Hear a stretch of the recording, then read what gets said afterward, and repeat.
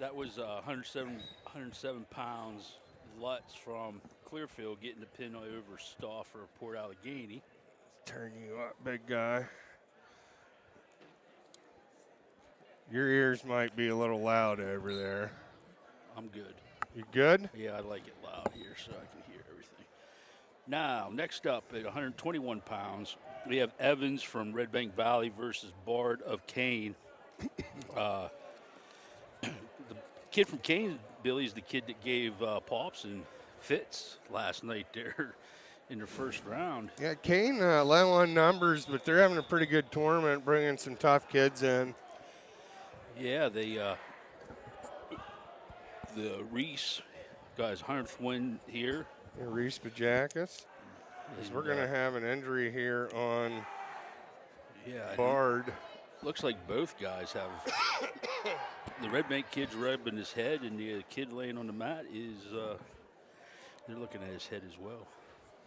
We're going to stick with it here as I got to do a little bit of technical stuff. Just do not.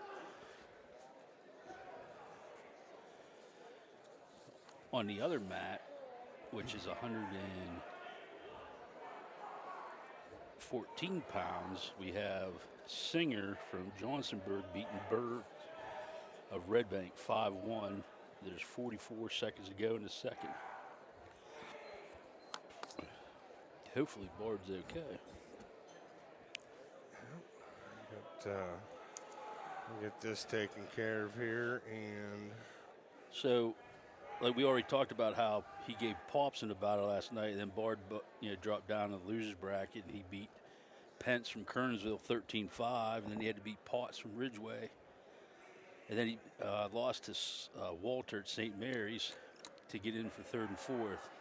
So that's how he's gotten to the fifth and sixth place match. Evans, he lost in the quarters to Walter 17-7, and then he dropped down and beat Smith from Cranberry by fall. He beat Aaron from Central Clarion 7-6, and then he lost to O'Shea from Port Allegheny to get in for third and fourth.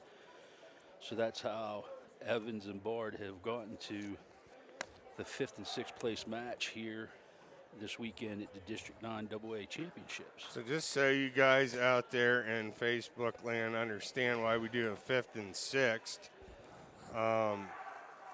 really has to do, it gives you a backup. If a guy goes down and then you get a true fill-in for the tournament. It does happen, especially this time of year with sickness or injury.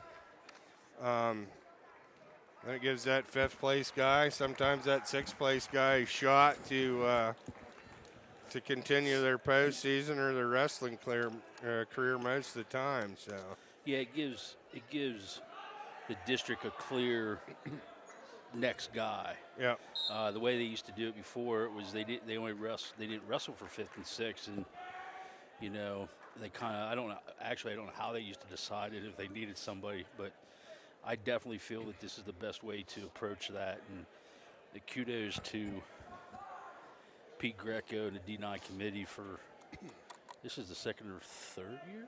Second year we've done this, I think. We didn't do fifth and sixth at Clearfield at all, did we? No, we did not. So for no, actually, I think we did. Either way, good job on the committee for making that adjustment. We're back here to wrestling. Currently, Evans up 2-0 end of the first period. It's Evans of Red Bank Valley taking on Bard of Kane. So Bard deferred, and looks like Evans took neutral. So we're on our feet to start the second period. Should be a pretty quick round of 5-6, and then we're going to get into a little pomp and circumstance here with District 9 Hall of Fame inductions. Brocky the Kid Zaccaro and the Sigil Slasher. Yeah. Making it in. Yeah. We're getting old, 2012 and 2014, Scott. Yeah. We're getting up there. So Nick Sipes, kind of thought Yeah. Nick would already be in. He's been around forever. He was supposed to be in last year, but he was reffing the AAA regionals this weekend in Altoona, so they held him off to attend the ceremony this year, which is nice that he could be here and Yep. stuff. Timmy Taylor from Clearfield is another one I know that is getting in. He was a good heavyweight back in his day, and Kyle Keene from Bradford. Got a good scramble going on here. Currently, yeah. Evans up 3-2. People don't realize how big District 9 is. All you got to do is drive up the Lance's Corners and drive about 100 miles west on Route 6. Yeah, Realize that you're out in the middle of nowhere. It is. I think it is the biggest district by Landmass. Yeah, landmass. Yeah, not by schools, but 5-2 here, 15 seconds to go. Second period, Evans and Bard. Of course, I got to root for the Cane Wolf guys, or I'll get. Got to keep the wife happy. Huh? Yep, that's right. They still let me in the facilities up there when I go up. Great people, great little town. As Bard's going to take neutral here. All 3 periods on her feet, huh? Start. So here we go.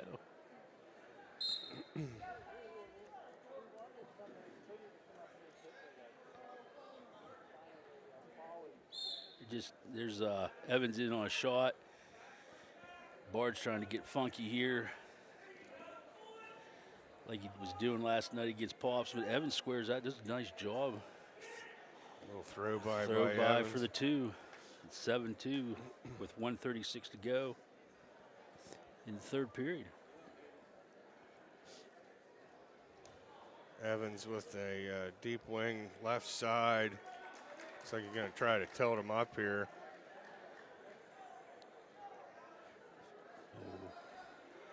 Didn't take his time on the wing. Readjust now. He's back behind. See what he's trying to grab here. Looks like he's going claw. A lot of these guys don't seem to take their time on that. Nah, you get a guy in that situation, yeah, you should take your time and just. I've seen a lot of that this year and in our wrestling, and then also, the other teams too. Is just. I don't know. I just guess Billy, back when we were in the day, it was like take your time and grind them out. Just like a python squeezing. And try to go through the fall, wear them down. Yeah. Got Dante and Elliott down there on mat 2 on your screen. That's the finals. So right now, these are 5th and 6th place matches. We take 4 out of the district, 4 out of the region. These guys are the backups, just in case anything happens. As Evans currently up 7-2 here at the end of the third period. And it's going to end up 7-4 as Bard gets the reversal there at the end.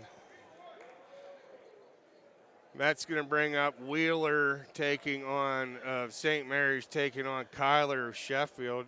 Sheffield's had a pretty good tournament. Some of their kids they got good numbers in the tournament. Let's start there. Yeah, and they battled in a lot of their matches and stuff. And I think there was a couple kids they were hoping to do a little bit better. But you get here, it's not easy. I mean, I know everybody says it's District 9, but it's not easy when you get here and it's all put in the line and stuff like that. So you got to be the best out of 15. Yeah. Speaking of Sheffield, on the other mat, it's Holden from Sheffield versus Aaron from Central Clarion. They're in the third with 1:20 to go, and it's 7-3 Holden currently. No score here. It's a 1-2-2. Crucial. You get a takedown, score any points in the first period in these consolation matches. They're big points. It's huge. That takedown in this period is huge. with it only being a minute.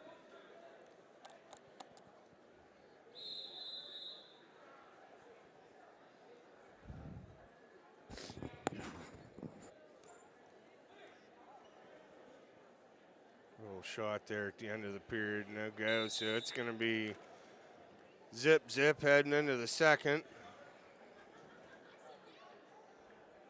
There's a couple guys in this round that I thought would be in for third and fourth, but like you said, it's a tough tournament. Well, the way it started this morning, Billy, with some of those upsets in the semifinals and stuff, I was like, holy smokes, like this is going to get real difficult in the losers bracket real quick. Like, nice shot by the kid from Sheffield. Nice shot by Kyler. Big headlock by Wheeler. Kyler able to roll through, but Wheeler's going to follow him back through and get the takedown as he's going to get some swipes here. Referee holding 3, so that's going to make it 6-zip. It's a $1.20 to go.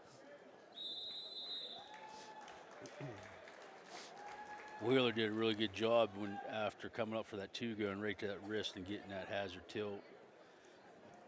First and back, and now he's going to chin him back here. That's a tough one to get out of. It looks like he's probably going to, there's the fall. All right, Wheeler, not even a minute into the second period, is going to collect the fall. That's going to bring up DeLong of Cranberry taking on Nystrom of Kane. And we're already at 45, so they're lining them up for the Hall of Fame.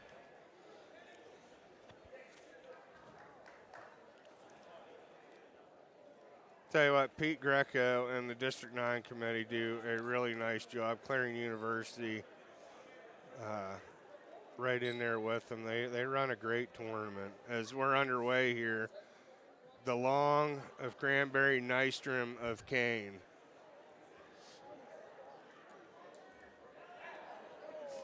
There's a takedown by DeLong, and he immediately gives the work on a half. As they're getting close to out of bounds. There's the whistle out of bounds. There's 39 seconds to go in the first period. So nice. Oh, no. They gave him 1. So now we're back neutral, and along with the snap and go behind for a 4-1 lead. Immediately to the half. And Nystrom is in trouble again on his back. Sinking half. DeLong is working to get the far shoulder down. Yeah, the Blake girls are behind us. Watch out. Like, I don't see them enough during the week. I gotta see them on the weekend. There, time expires at the first. 7-1 is your score. Flip goes DeLong's way. DeLong chooses neutral.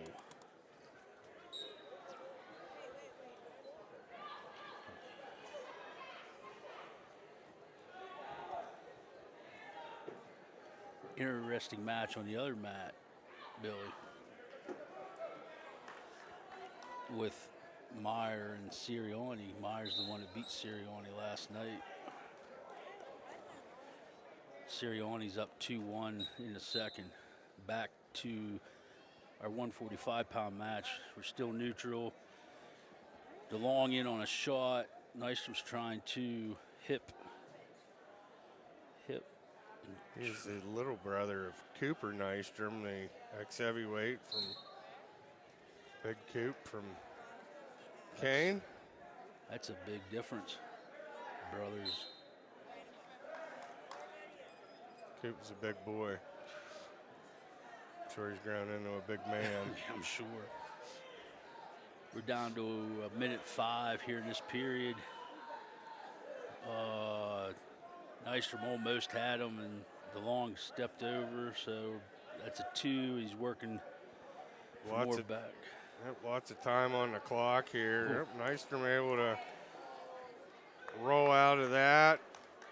get a reversal. It'll make it 12-3.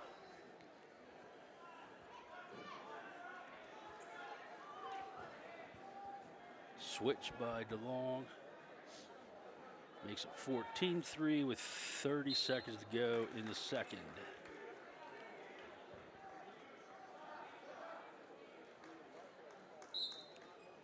Nystrom is broken down here.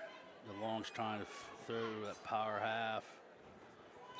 Let's see if he can get it before they go off the edge of the mat. Short time here, second period, 5 seconds to go. Come on, Lindy, we couldn't let him just roll out. Yeah, 1 second on the clock. He had his back turned. That's Henry's. Yeah. Henry should have been. Come on, Ho. Oh.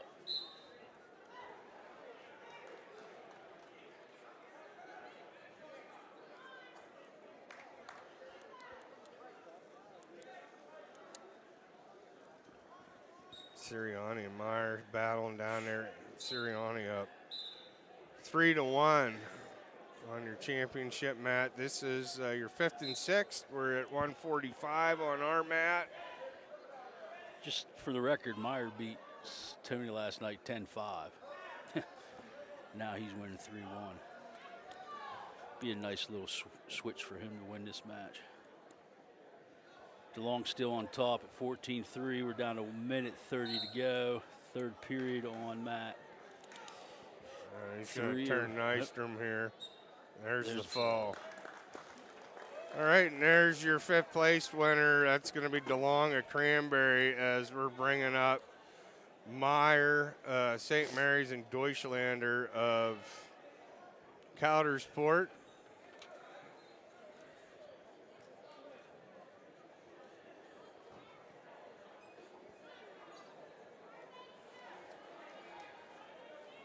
Tony's one of those guys that a little bit, I was telling Dante earlier, be nice to see him to get a little freestyle and Greco in mixed in with his football. Yes. He's, they want to call 2 for Tony, but I'm not sure if they're going to give it. St. Mary's kid did a good job turning back into it, but and Coach Kleffer is going to talk to Randy Evans, the official. On our mat, we're down to 27 seconds. It's hard to get these multi-mat tournaments. Sometimes it gets hard to pay attention, especially when you've been here for 7 hours. Deutschlander in on a shot on Meyer. He's hanging on to it. They're up the upper edge of the mat.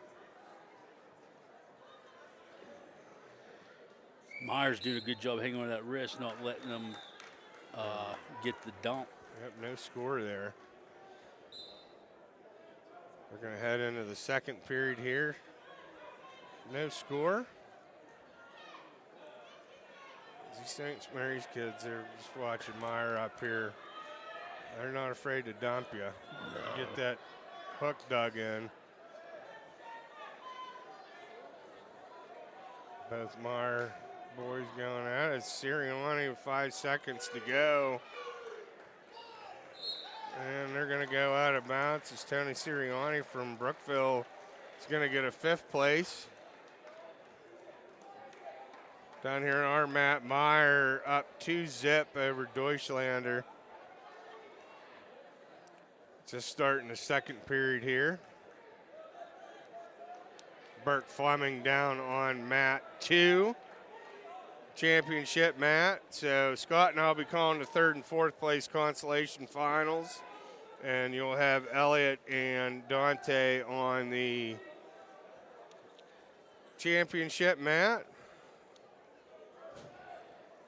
I'd like to thank Luton's Plumbing and Heating, Mac Metals Flat Top Barber Shop, Stitch and Time Custom Embroidery, Fox's Pizza in Port Allegheny, Fox's Pizza Brookville and DuBois,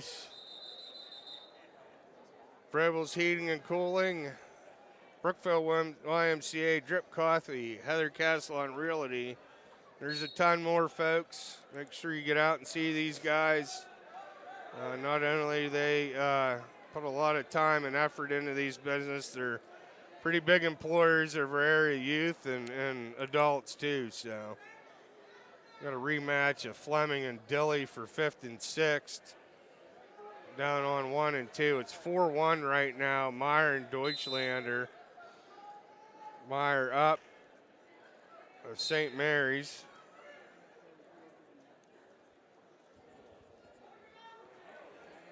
Shot by Meyer. Out of bounds. 27 seconds to go in the second period. Meyer's up 4-1.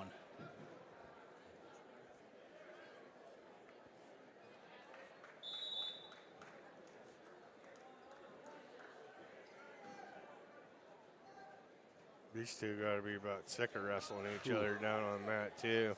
Yeah. Dilly lost a heartbreaker there to get in for 3rd and 4th. He was up 10-4 and got caught by Bash of Brockway. So This guy, really? So no change there heading into the third. Meyer's still up 4-1. don't understand why. I'll just keep my mouth shut before I get in trouble with the refs. Yeah, that's hard to do. I think he didn't pop his head there. I mean, his head was kind of buried right there in his belly, but Well, there was I mean, he no had both legs. He had a kid split in half. there was no time on the clock, and I didn't see the second referee like tell him time or anything. So I don't know. That's weird. Problem is Nick's in a suit and tie over there. Yeah. And previous round, Scott, I really thought the whole floating ref.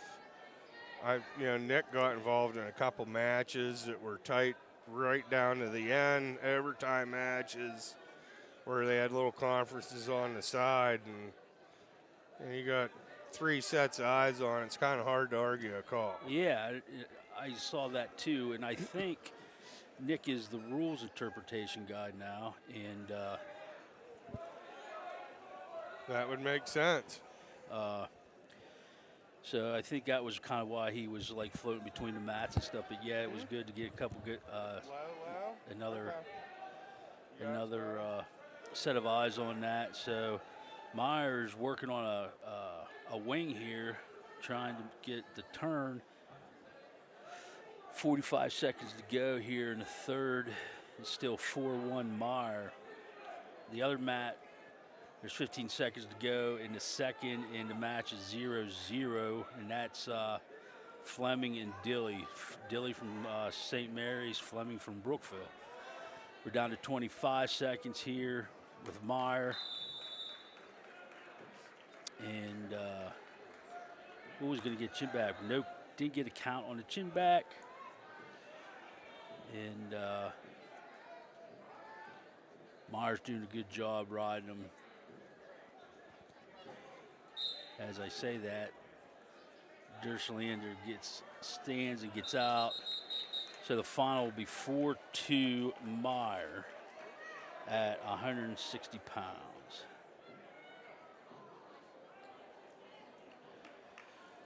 So Fleming's trying to get off the bottom against Dilly at 0-0 in the third period, and Burke just got it. Well, not yet. Gets the leg in. There's your reversal. So Fleming is now up 2-0. Back to our match at 215 pounds already. I can't believe that. But here we go. It's Ott and Wrestler. Ott is from St. Mary's, and Wrestler is from Clearfield. So Wrestler was in on a shot. Burke's close to getting back points on the other mat. He's up 2. He's getting swipes. He's going to get 2 back here. There's 50 seconds to go in the 52-pound match. We're up here at 25 seconds to go. We're still 0-0 with Ott and Wrestler. Again, Ott is from St. Mary's. Wrestler is from Clearfield.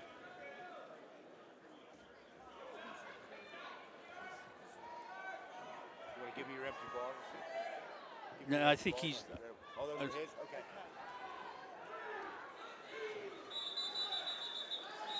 All right, we're at the end of the first, 0-0 with Ott and Wrestler. Ott wins the toss. He's going to elect to go down. Meanwhile, on the other mat, it is 4-0 Fleming with 21 seconds to go in the third. This would be a big win for Burke to end his senior season on. He's not had the best of luck against Dilly over the years, and this would be really something.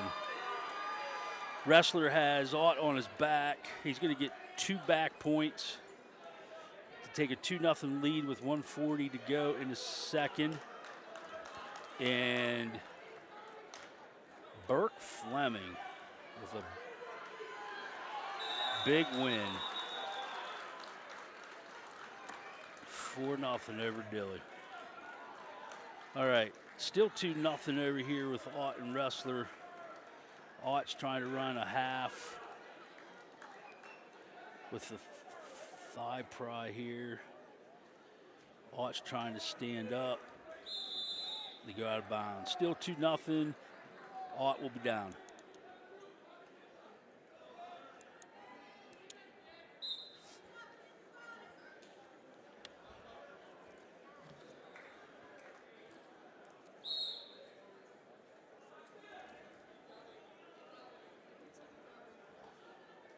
Start the second period. Wrestler still on top.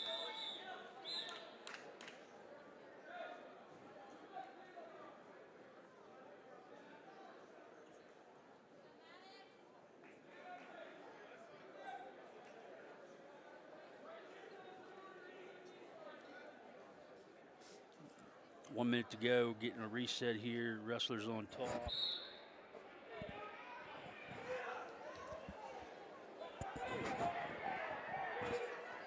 Ott with the escape.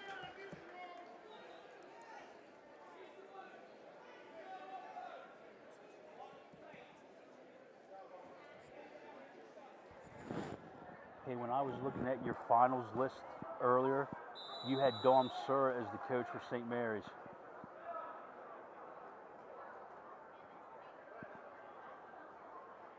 I just saw it was laying in front of your computer there.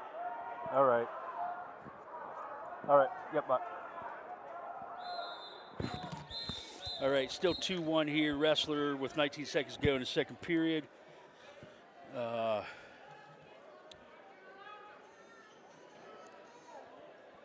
We are neutral here.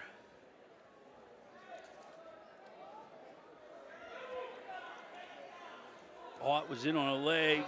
Wrestler's trying to get a headlock. Oh. Wrestler rolls through, catches Ott on his back. Referee is holding 3. Time runs out. Wrestler will be up 7-1 going into the third.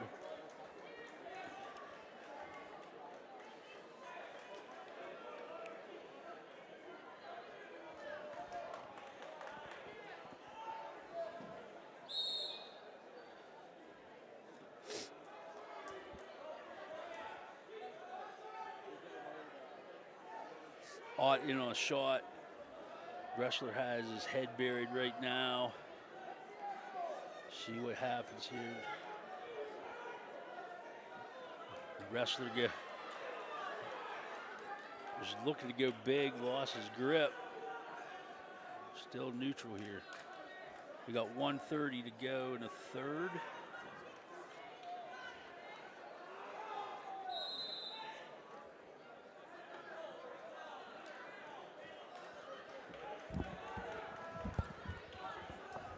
All righty, Scotty back at it. Sorry, I had to get the boys fixed up down there. They were having some audio problems.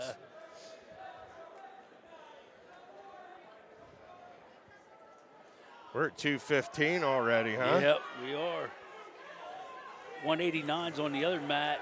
In that match is between Walter from Kane and Decker from Brockway, and it's currently 0-0 with 17 seconds to go in the second. And again, Wrestlers has Otto on his back. Ref's holding 2 here. There's the 2. That takes it to 11-1 lead with 34 seconds to go.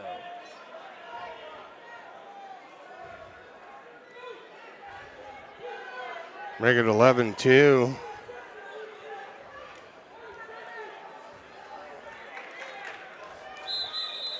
All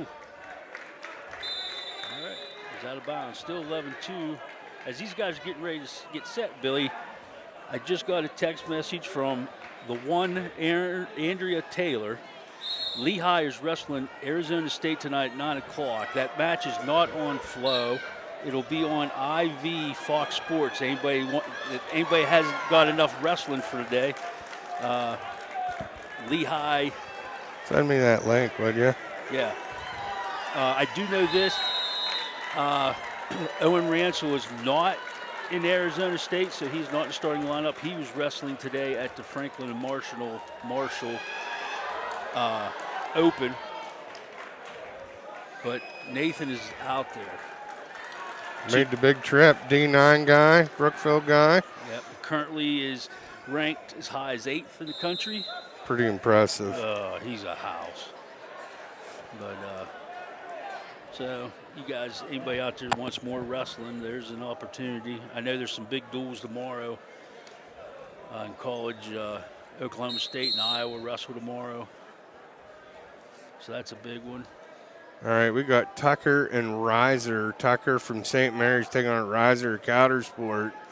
And this is it, I believe. Yeah. For the 5th and 6th place match is as Walter and Decker going at it down on mat 2.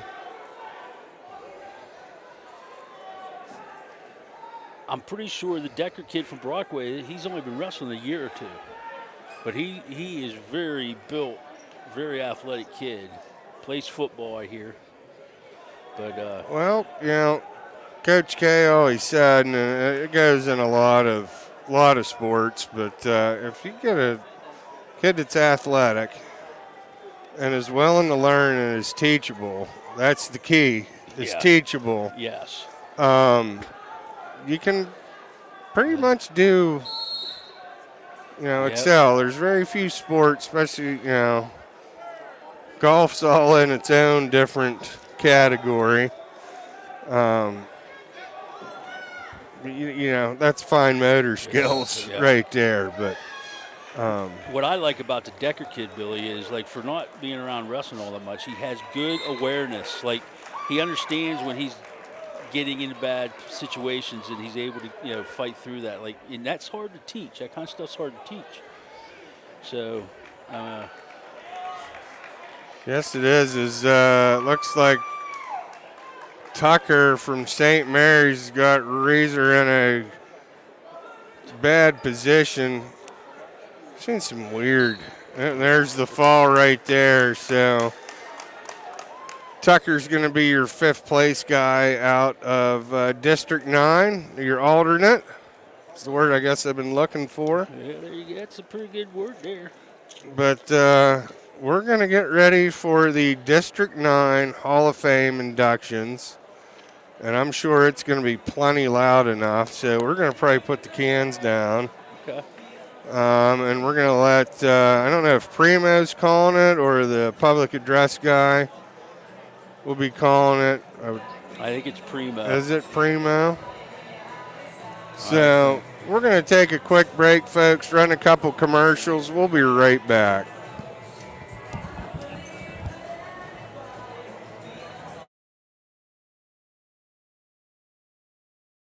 Need plumbing, heating, or air conditioning services in Western PA?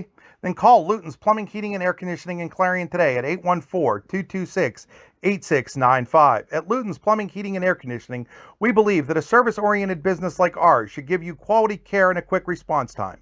That's why we stand on our promise, offering you reliable 24-hour service that gets your job done right when you need it. We can also be found on the web at lutonsplumbing.com. Again, that number is 814-226-8695.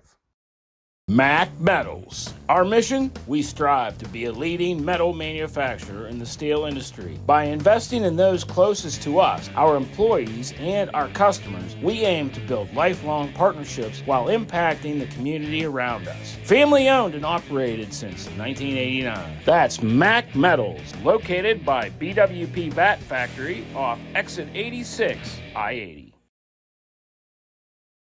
Hey, this is Freddie from K&T Supplies. Why don't you come on inside and see our establishment? Come on in.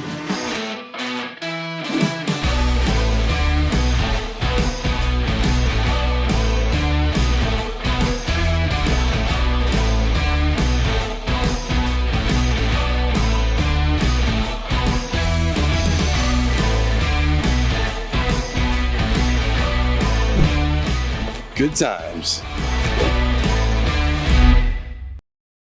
Securing your financial future begins by planning today. McKinley & Company has been a leading provider of business and financial advisory services since 1983. Our team of certified public accountants and financial planners will help you navigate the challenges of an increasingly complex financial world so that you can achieve your goals. Call or come in today for a consultation with one of our experts. Hey y'all, this is Mark Bowe. I'm at Devil's Barbecue and this place is awesome. These folks are nice. We came up here the last time and we couldn't get enough of it. I saw a sign. I came 10 miles out of the way because we had to have it again. And all I know is we might not show up to work tomorrow because it's that good. See y'all. Devil's Barbecue, where it's all about the smoke. Brookville, PA. Thanks to your generous donations, Goodwill Industries has been able to be more than a store. We are proud to help those in need meet life challenges through opportunity, education, training, and work throughout our communities. Thank you for your support, and best of luck to the Raiders this season.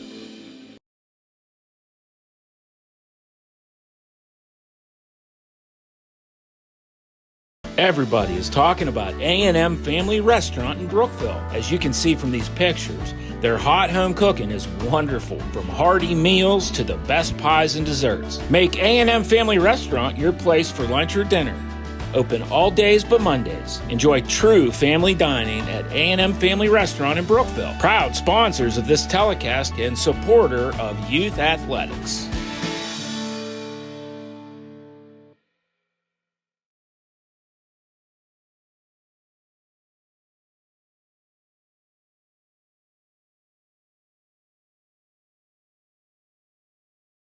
Oh, hey, we finished up this morning. Yep, ready to roll. It's done already? Yep. Listen, guys, I'm kind of in the doghouse with my wife. I was hoping to stay here a little while. You can take her camping. Get her flowers. Or apologize for whatever you did. You guys are good. You're too good. Fast and reliable maintenance services from 3 Rock RV Center. Thanks again. 3 Rock RV Center of Brookville.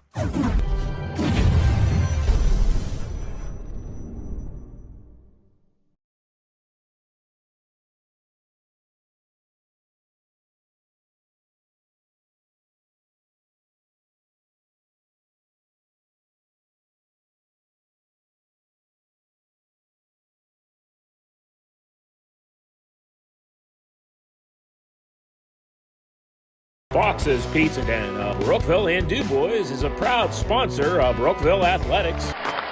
Also a proud employer of our area's youth.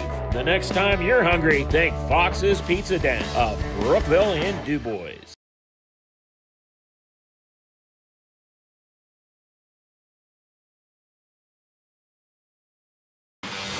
Strong's Painting and Pressure Washing of DuBois is rooting for the Brookville Raiders this season.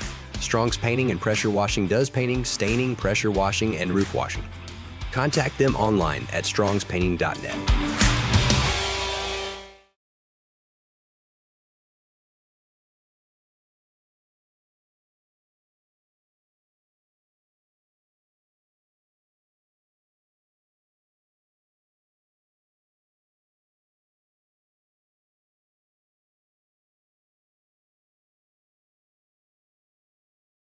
Normally, I don't cut girls' hair, but for this TV spot, I'm going to make an exception. Whatever, Flap. Just tell them why you dragged me in here. Why don't we let the boys tell them? Well, Mom, all these years you've been there for us through countless wrestling practices, tournaments, matches. and we just wanted to say thanks. That's right, Mom, and since it's my senior year, we wanted to do this spot to thank you properly. Hey, what am I, chopped liver? You're not a mom, Dad. Yeah, Dad, you wouldn't understand. Okay, in all seriousness, thanks to all of those who have supported Brookville Raider Wrestling, televised by Billy, Dante, and Nate over the years. That's right, and for wrestling moms everywhere and Flat Stop Barbershop, Go Raiders!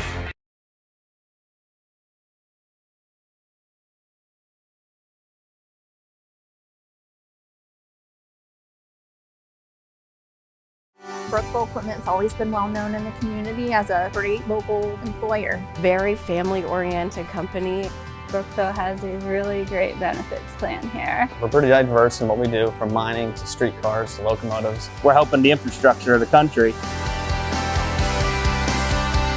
Medical insurance, dental, vision, competitive wages, paid time off. It's an opportunity. It's something that you can enjoy doing. And you can apply right through our website.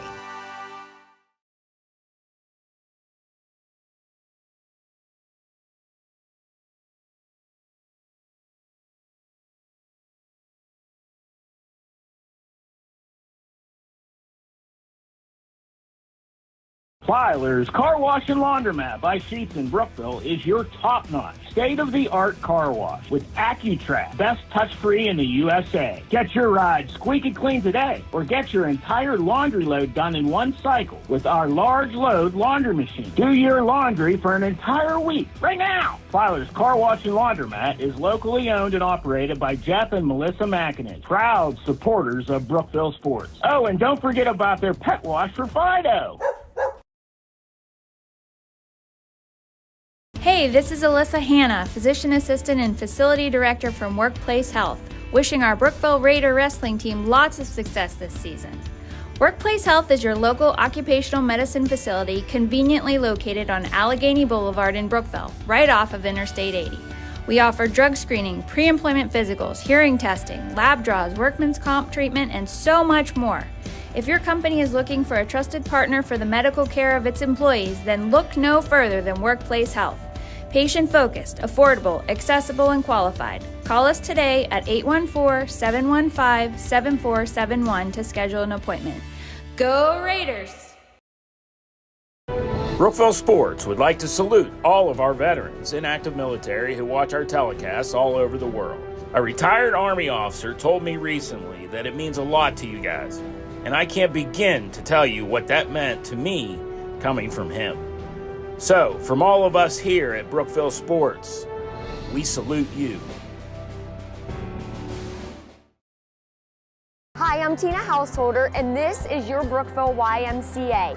Come on in. Your Brookville YMCA has been an institution in Brookville since 1905. With longtime beloved fixtures like Old Scotty in the 70s and Rongo Breath in the 80s, 90s, and beyond, the Y is part of all of our histories. Today's Y, run by Tina Householder, is all you need for fitness, fun, and friendship. From our oldest members to our youngest, we welcome all. And with our recently updated pool, state-of-the-art weight room, basketball court, and so much more, joining your Brookville Y has never been a better idea. Stop in anytime on Main Street and just say, I want to join my Y.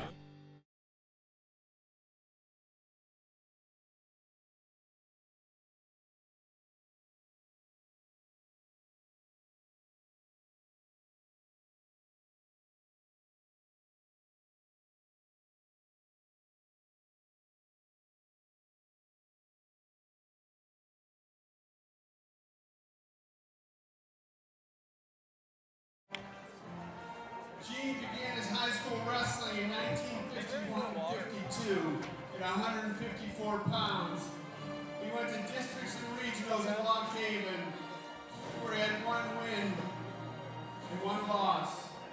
He was a Johnsonburg High School graduate in 1953, Penn State graduate in 1957, a BS in mathematics.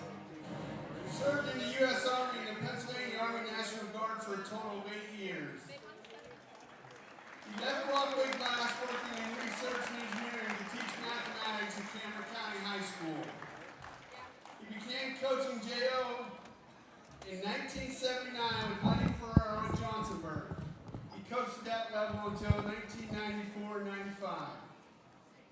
He was one of the first guys to push for a true second place winner in areas because you could be the second best wrestler and lose to the champion in an early round. He was a Cameron County Junior High assistant coach from 1997 to 2003. Gene retired from teaching math after 40 years at Cameron County High School in 2004. In 2008, he returned to help coach in the Johnsonburg JL Wrestling program. He coached 95 area champions in 40 years at last count, feeding quality wrestlers to the high school programs.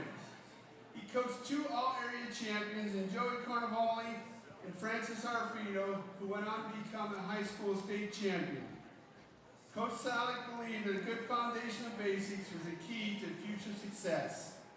Gene Salek.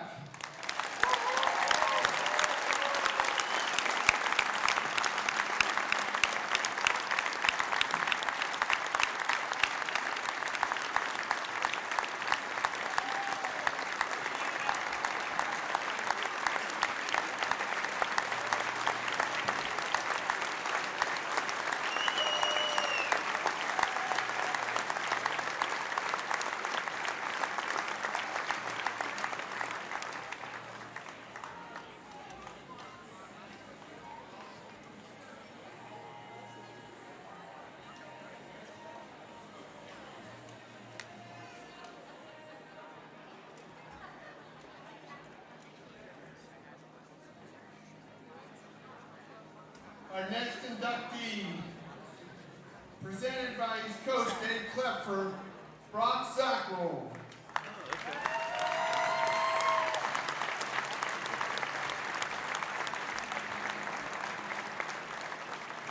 Brock is a 2014 graduate of Brookville Area High School and was a 3-time District 9 champion AAA at 138, 138, 138.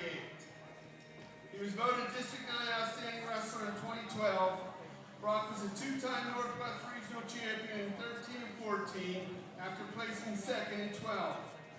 Brock was a PIAA State Champ at 138 pounds in 2014, and his high school career record was 130 and 15. Brock began his collegiate career at Clarion University, was a 4-time national qualifier, conference champion in 2016, and an All-American in 2020, and finished his college career with a record of 114 and 17. Brock also was a 3-time freestyle U23 All-American. Brock Zackrell.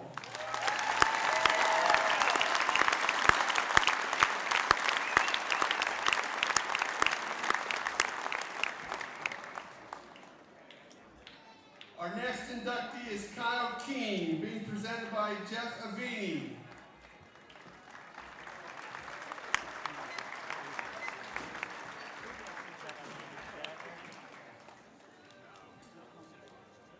Kyle was a 2005 graduate of Clearfield Area High School.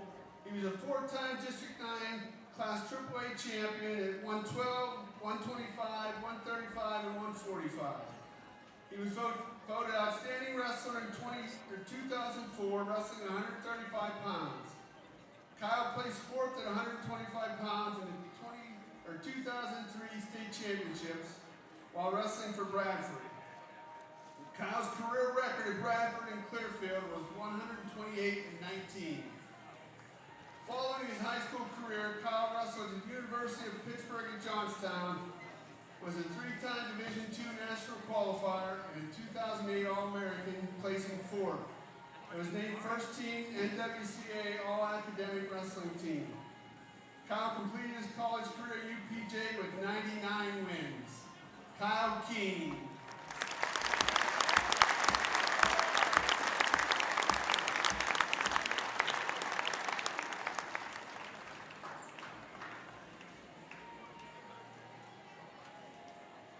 Our next inductee is Evan DeLong. He's presented by his father, Rick DeLong.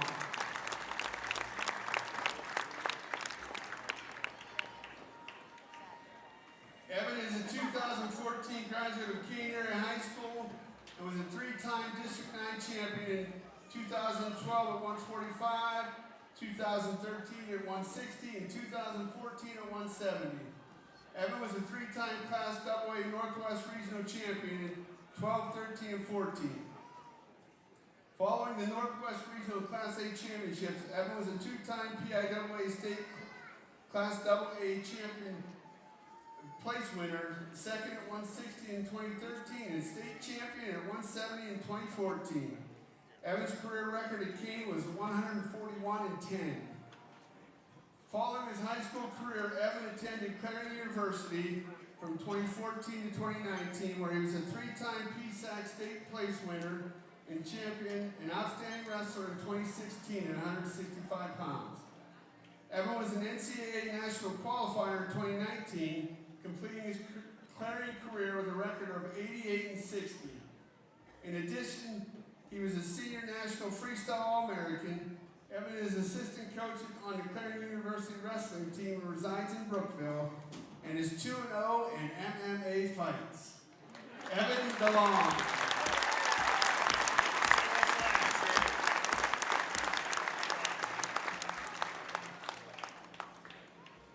Our next inductee is Tim Taylor. Tim will be presented by Mike Gill. Tim is a 2000 graduate of Clearfield Area High School, was a two-time District 9 Class AAA champion and two-time Northwest Region Class AAA champion at 275 pounds. Tim placed three times at the PIAA Class AAA State Championships, placing 6th, 5th, and 5th. Tim's career record at Clearfield was 107-29. The three-time PIAA State Place winner was a two-time Olympic alternate in 2008 and 2012. Five-time U.S. national team member, seven-time Armed Forces champion with the Army and the Marine Corps, and two-time University national champion in men's freestyle and Greco-Roman in 2004. Taylor was a high school wrestling coach in Colorado, where he also helped start one of the best girls wrestling programs in the state. Tim Taylor.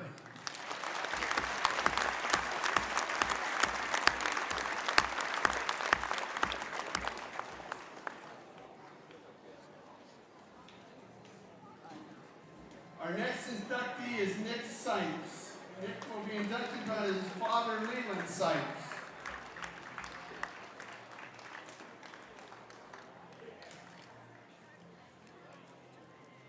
Nick is a 2007 graduate of Kernersville Area High School. He was a four-time District 9 champion from 2004 to 7 at 171, 189, 189, and 189. He was a two-time Northwest Class AA champion at 189 in 2005 and 2007, finishing fourth in 2004 and second in 2006. Nick was a three-time PIAA Class AA state winner, second at 189 in 2005, fourth at 89 in 2006, third in 2007, and Nick's career record in high school was 122-13. Nick has been a wrestling referee for almost 20 years. Nick's football career made him a standout running back in District 9, where he rushed for 6,000 yards and scored 83 touchdowns. Following high school, Nick played safety at Clarion University, where he led the Golden Eagles in tackles each of his last two seasons while playing safety. Nick's senior season, he recorded 107 tackles, 12 for loss, a fumble recovery, an interception, and one sack. Nick is currently a radiology physician assistant at Du Bois Regional Medical Center. Nick Sipes.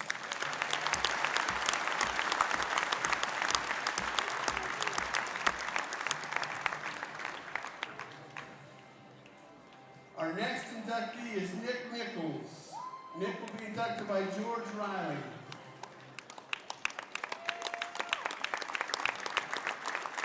Nick is a 2008 graduate of Port Allegheny High School and was a three-time District 9 Class AA champion at 119, 125, and 130. Nick was a two-time regional Class AA champion at 119, 130 pounds. Nick placed 5th at 119 in 2006, 4th at 125 in 2007 at the PIAA State Championships. Nick holds the distinction of being the all-time leader for career victories in District 9 wrestling with a record of 168-25.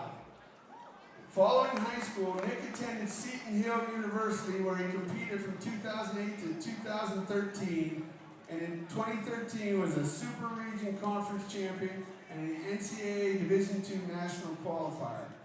Nick's college career was 74-28. In addition to his wrestling accomplishments, Nick was a 3-time NWCA All-Academic Team member. Currently, Nick owns his own therapy practice in Virginia Beach, Virginia, and in his off time he competes in ultramarathon races, where he recently completed a 100-mile race. Nick Nichols.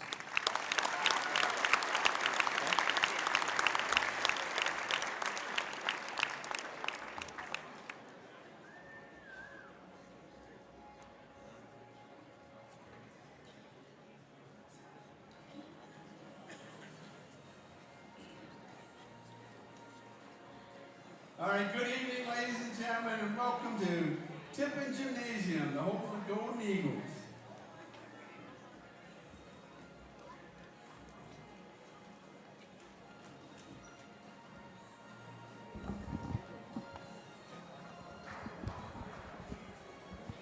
All righty, guys, as we're going to get set up for the Parade of Champions here.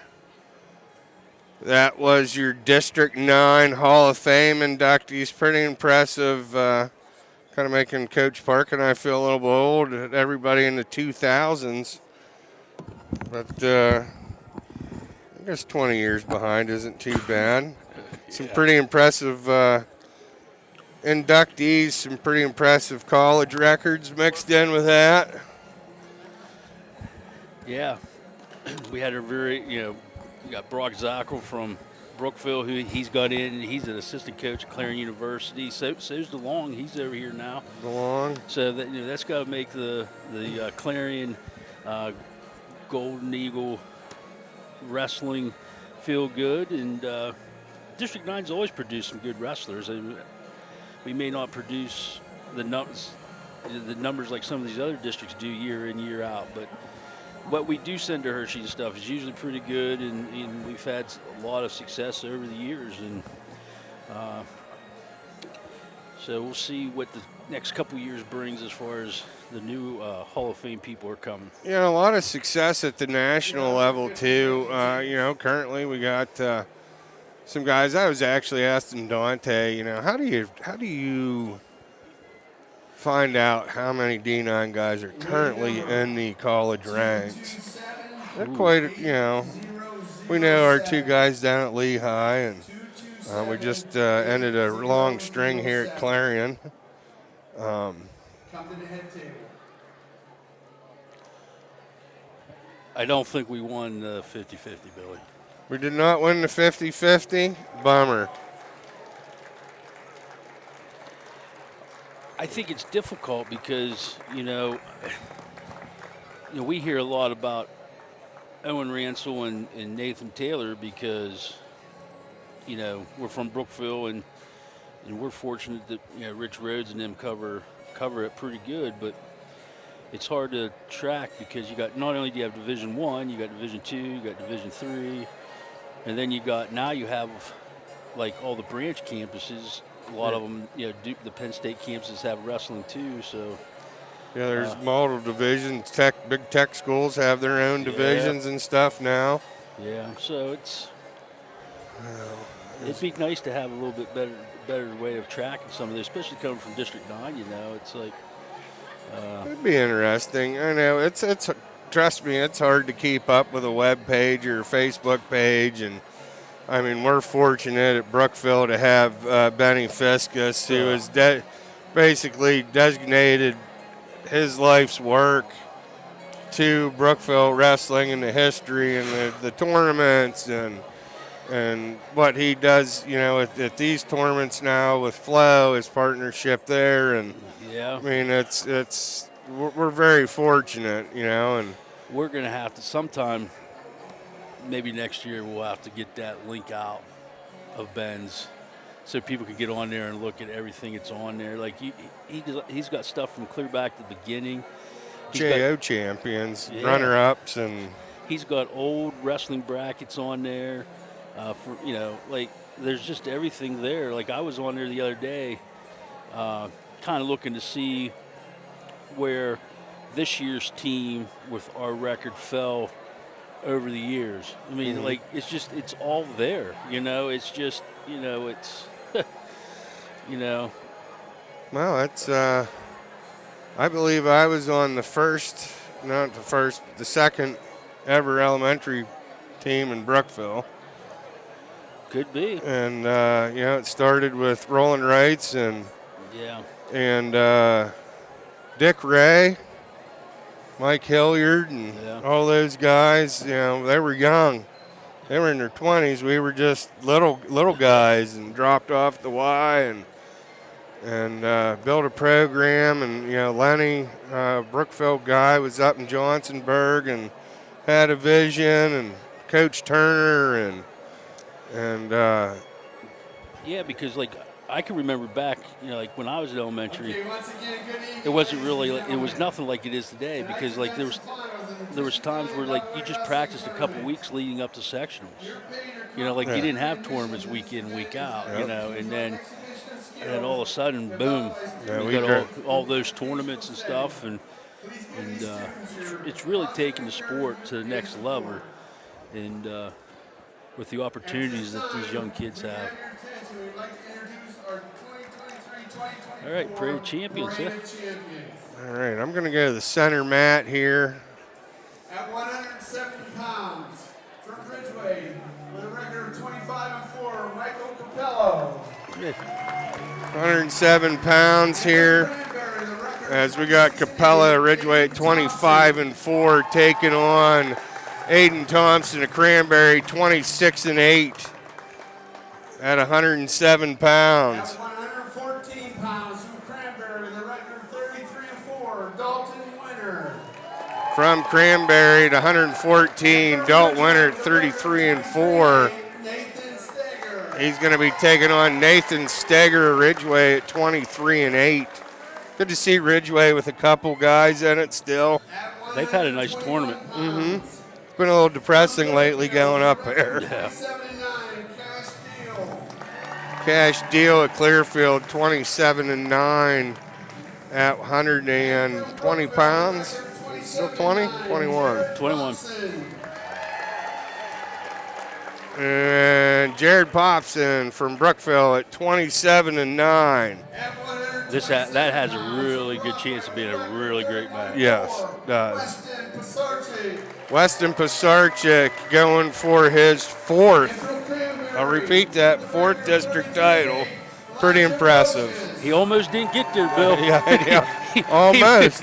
He was losing yesterday, and at 133 pounds, from Central Clarion, with a record 31-4, he was in Logan Powell.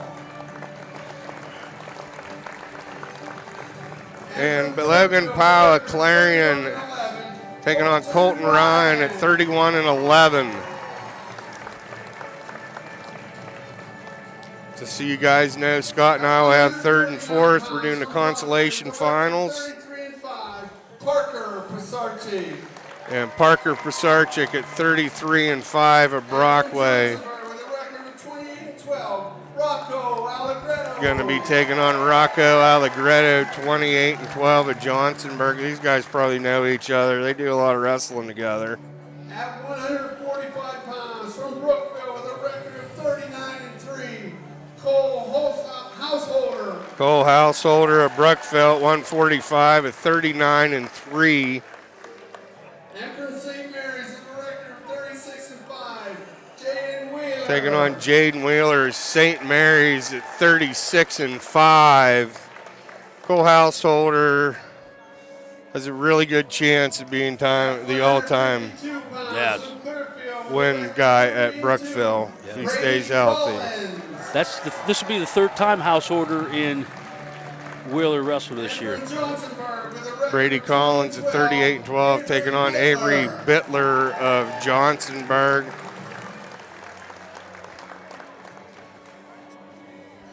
At 160 pounds, from Kane, with a record of 35-3, Reese Bajakis of the Cane Wolves at 35-3. Taking on Mason Gordon of Port Allegheny with a record of 26-11. I think it's going to be it's going to be tough. Not the Andrew Wolfhanger of St. Mary's at 38-5.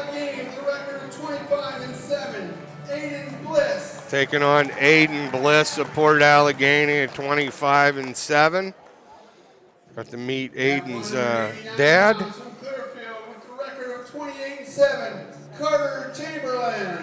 Carter Chamberlain, 28-7 at Clearfield.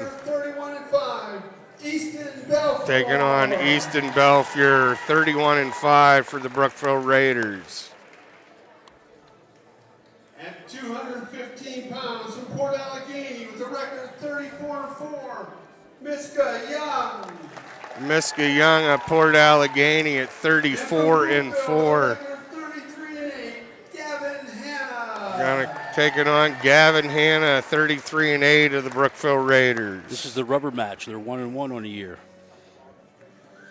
That's a toss-up match. 285 pounds from Port Allegheny with a record of 37-0. And your current number 2 wrestler in the state, Carson Neely at 37-0 of Port Allegheny, and I don't think he likes the number 2. He's going to be taking on Josh Beal of Central Clarion at 35-9. Neely,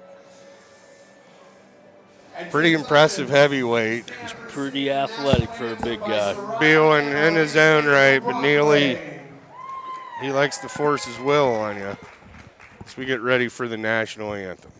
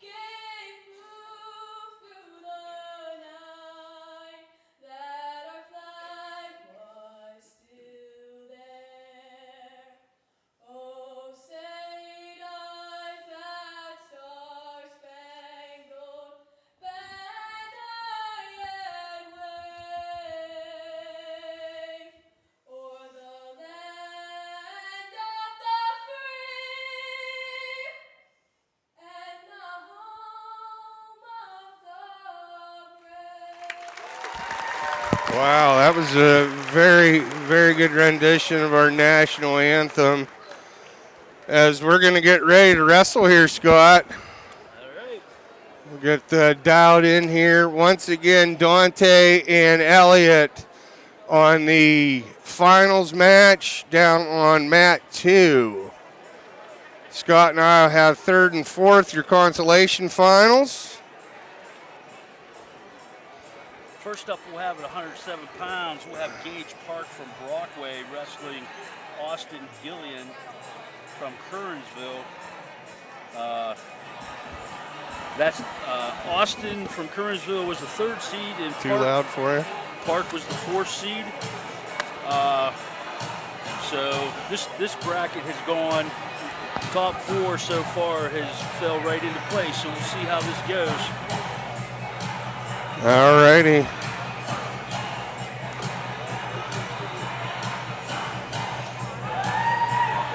They got the mats out. Park and Gillian, is that correct? Yep. Hopefully they don't shut us off here. I'm going to mute it real quick. Tell you what, let's take a quick commercial break. We'll be right back. Need plumbing, heating, or air conditioning services in Western PA? Then call Luton's Plumbing, Heating, and Air Conditioning in Clarion today at 814-226-8695. At Luton's Plumbing, Heating, and Air Conditioning, we believe that a service-oriented business like ours should give you quality care and a quick response time. That's why we stand on our promise, offering you reliable 24-hour service that gets your job done right when you need it. We can also be found on the web at lutonsplumbing.com. Again, that number is 8... Securing your financial future begins by planning today. McKinley & Company has been a leading provider of business and financial advisory services since 1983. Our team of certified public accountants and financial planners will help you navigate the challenges of an increasingly complex financial world so that you can achieve your goals. Call or come in today for a consultation with one of our experts. Hey y'all, this is Mark Bowe. I'm at Devil's Barbecue and this place is awesome. These folks are nice. We came up here the last time and we couldn't get enough of it. I saw a sign. I came 10 miles out of the way because we had to have it again. And all I know is we might not show up to work tomorrow because it's that good. See y'all. Devil's Barbecue, where it's all about the smoke. Brookville, PA.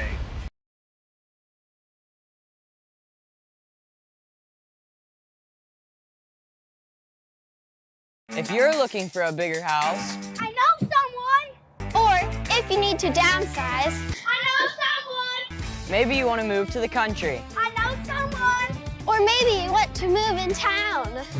I know someone. I'm Heather Castellan, now with eXp Realty. Whatever your real estate needs are, I have you covered. You can check out all of the area's listings at exprealty.com or call me at 715-4103.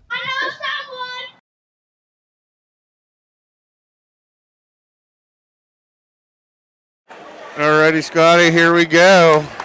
As they're already underway down at 107 at Thompson and Capello. As we got nephew Gage Park taking on Gillen. It's Gillen from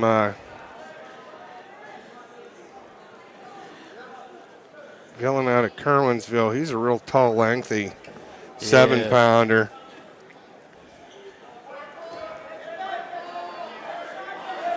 Going in on a nice shot on Park. He's going to get a quick 2 here. Just a reminder, you folks, it's a 1-2-2 for third and fourth. 2-2-2 down on mat 2.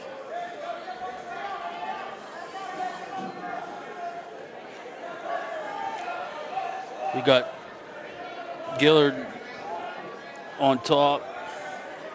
Spiral ride now. Park sitting to his butt, trying to get to his feet. He is to his feet. He needs to work the hands. Gets returned to the mat with 3 seconds to go. Time in the first period.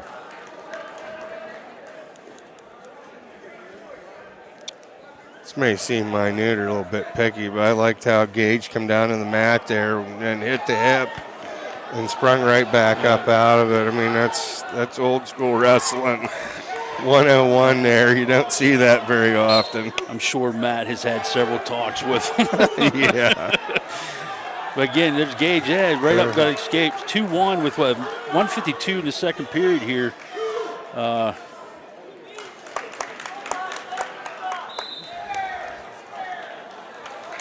Gillen reaching for a single there. Nice shot. He's in on a single leg here. We'll see if he can come out the back door. Needs to turkey. Gillen hanging on to both ankles here.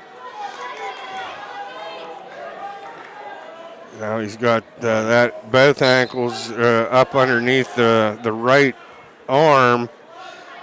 Gonna have to try to maybe funk out of this now. Yeah. We try to post that leg up. The Kerrsville kid's definitely in a better situation. There's the leg in. That should be 2.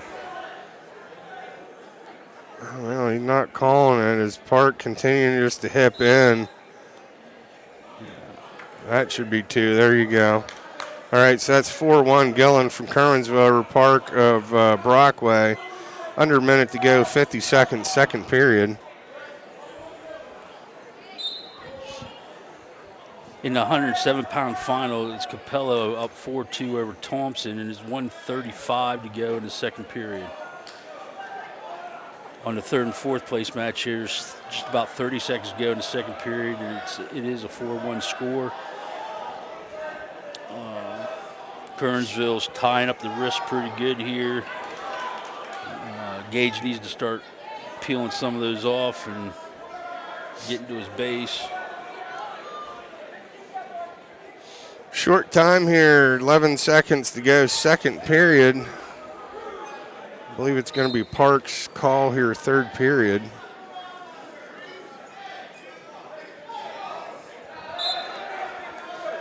Lots of time on the clock.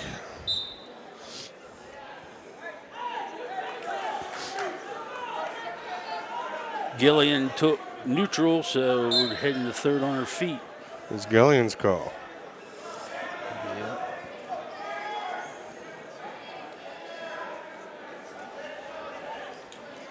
Down there on the championship mat, it's 30 seconds to go. It's tied up 4-4. Park hit on another nice shot here. Yeah, he's going to get two, make it 4-3. He should cut him, and he does. It's 5-3. We got a minute 30 to go. Parks in another nice shot. They're going to go out of bounds. I think Gage kind of feels it on his feet here. So let's see if he can stay out of the junk from the Kernsville kids. He's got a shot here. Kernsville likes the junk stuff, so we'll see. That first period looked like Gillen was just doing more reaching than shooting. There's just like that. Yep.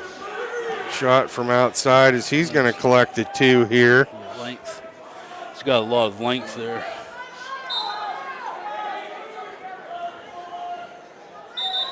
Just about a minute to go here.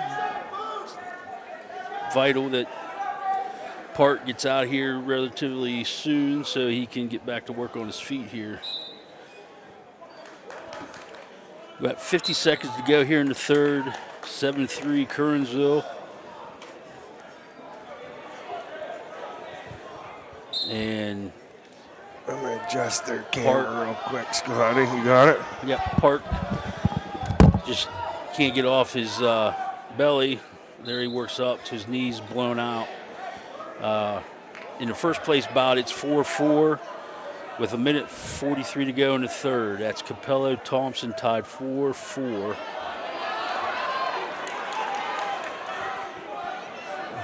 Park still on the bottom here. Attempts a switch, coming back up through. Tries to roll through. Countered nicely. There's 20 seconds to go here. Park's out. Makes it 7-4. There's 17 seconds to go. He's got to go big. Yeah. Nice shot. He needs to take him to his back if he's going to do anything here. Short time here. 5 seconds to go. Gillen's going to be your third place. Park's going to take a fourth place. That was a pretty good match. Yes, it was. Not bad for the young sophomore out of Brockway area. I know he hadn't wrestled a match since January coming into this. He had been sick, and then a couple times when he was able to wrestle against Kernsville and Ridgeway, the two guys, they forfeited. So I don't know what was going on there. So it had been a while since Gage had actually wrestled a match. But I thought he looked pretty good this tournament. So yeah, I do too. Tip of the hat to Gillen is we're going to have Sugarts and Fitzsimmons up here. 30 seconds to go in the third period. Thompson just gets the takedown to make it 6-4 at the 107-pound championship bout. Capello's to his feet, trying to kick out. They go out of bounds with 19 seconds to go.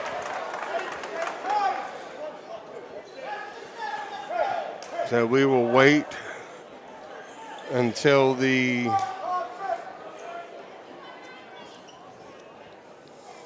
championship bout is before we get underway on the Consolation Finals.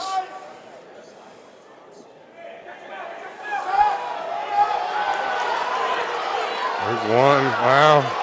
He's going to wait to see if he gets two. He's going to get two. He's got to step over. That's two. 1 second to go. 6-6. We're going overtime. Back to your corners, boys. 14. Baby.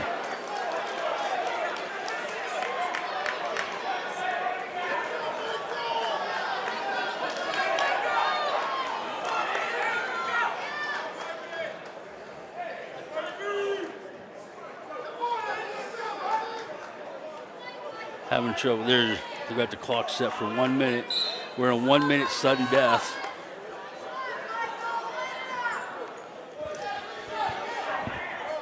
Who is? Man, it'd be Burks. Whose kid is that, anyways? 44 seconds to go in this sudden victory period here.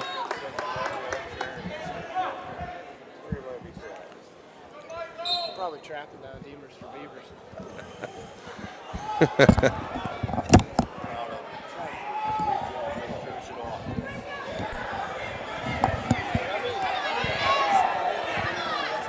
We got a barn burner here down at Dante and Elliott are calling.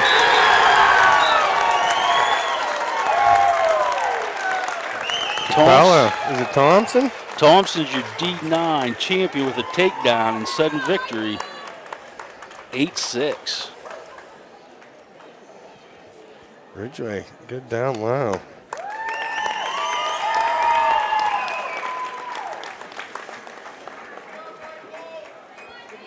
Alrighty, as we got Sugards and Fitzsimmons. You lost their big board, Scott, so I'm depending on you. Who's who? Oh, wow. Why did they do that? There's a little border. Oh, yeah, that'll work. So Sugards out of Clearfield, Fitzsimmons from Port Allegheny. Okay. You're testing me that I filled out my bracket right, Bill. That's all right. Well, originally they didn't have it up on that one, so that's big. 40 seconds into the first period, still 0-0. Fitzsimmons in on a shot. Oh, he takes Sugar straight to his back. There's 28 seconds to go. Got a 2 count, 2 back, so it's 4-0 Fitzsimmons over Sugarts with 20 seconds to go. That's a huge point differential, especially in this consolation round.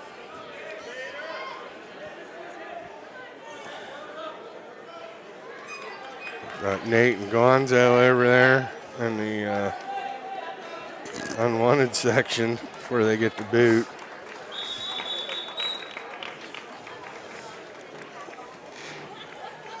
All right, so Fitzsimmons, no, sorry, Sugarts is going to get the call. He's going to choose bottom.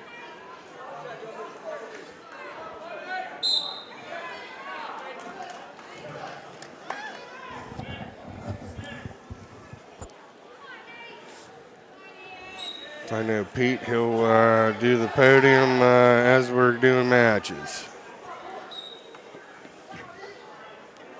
Nice shot down there. I love them low legs. Winner and taking down Stager. I think that's 3rd generation Stager. Gotta be. Big family up in Ridgeway. They are tough. And this Stager's proven just every bit as good. Of course, I'm probably dating myself a lot, talking about the Stagers and stuff. But Fitzsimmons, Port, tough ride out so far. Had Fitzsimmons bundled up in a tilt there and just couldn't get him turned over. Port wrestles quite a bit like we do at Brookville. I like to score points. Yeah.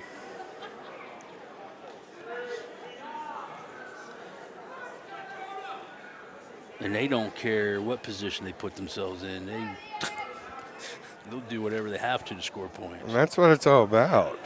I'll give up 2 to get 5 or whatever, sometimes, but.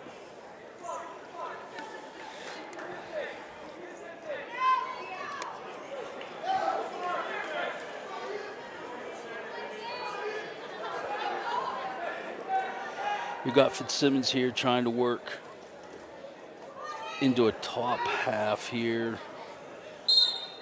They go out of bounds. So it's 4-0 Fitzsimmons. 27 seconds to go in the second period. Another Splitsville / Spladle down on the champion. Oops. Fitzsimmons going to work on top. He's going to definitely try to ride him out here the last 20 seconds, not give him any points to go in the third, up 4-0. They go out of bounds again. 17 seconds to go.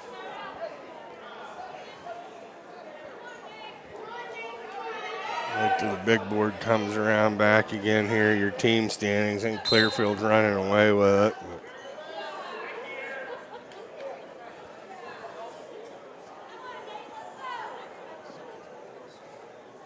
And that's going to be 5 seconds to go here, second period. Clearfield at 212 and a half. Port at second at 172. So it's going to be tough. It's Clearfield pretty much wrapping up the team title here. Back-to-back titles.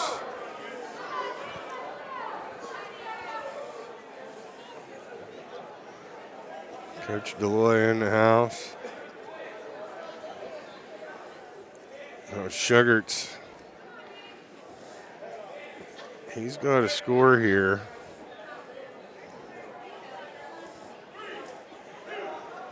Fitzsimmons up 4 here. Fitzsimmons. The top 4 107-pounders, please report to the podium.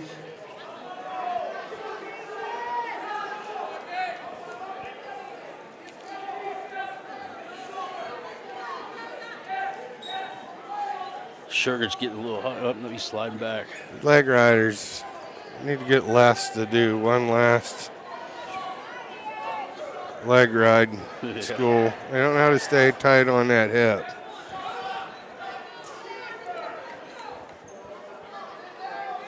Coach Turner had hips like razor blades. You can ask Motley Feldman about that in gym class. That was my time. The basketball player that got it.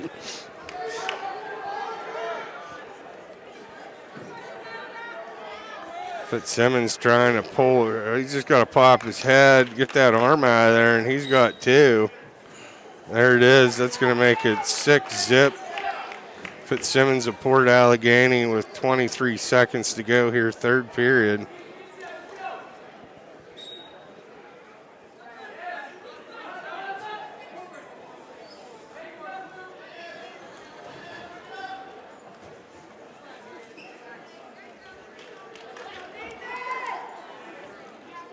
And that's going to be a wrap, as Fitzsimmons of Port Allegheny is going to be your third place winner. That match brought to you by Port Allegheny Chiropractor, Dr. Young of Port Allegheny Chiropractic, and Olean Family Chiropractic is D9 lifer, having played football at Clearfield while now practicing in the Northern Tier. Dr. Young's mission is to provide his patients with the best possible results in the shortest time ever. Whenever their health goals are. Find more out at portalleghenychiropractic.com. Down here in your championship bout, it's winner of Cranberry up 10-4 over Steger Ridgeway. 25 seconds to go. Third period.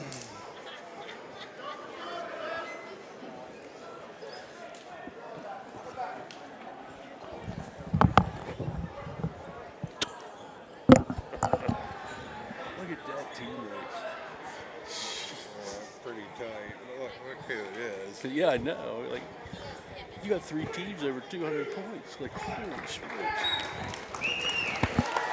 That'll do it. Winner from Cranberry is your 2020-24 District 9 champ at 114.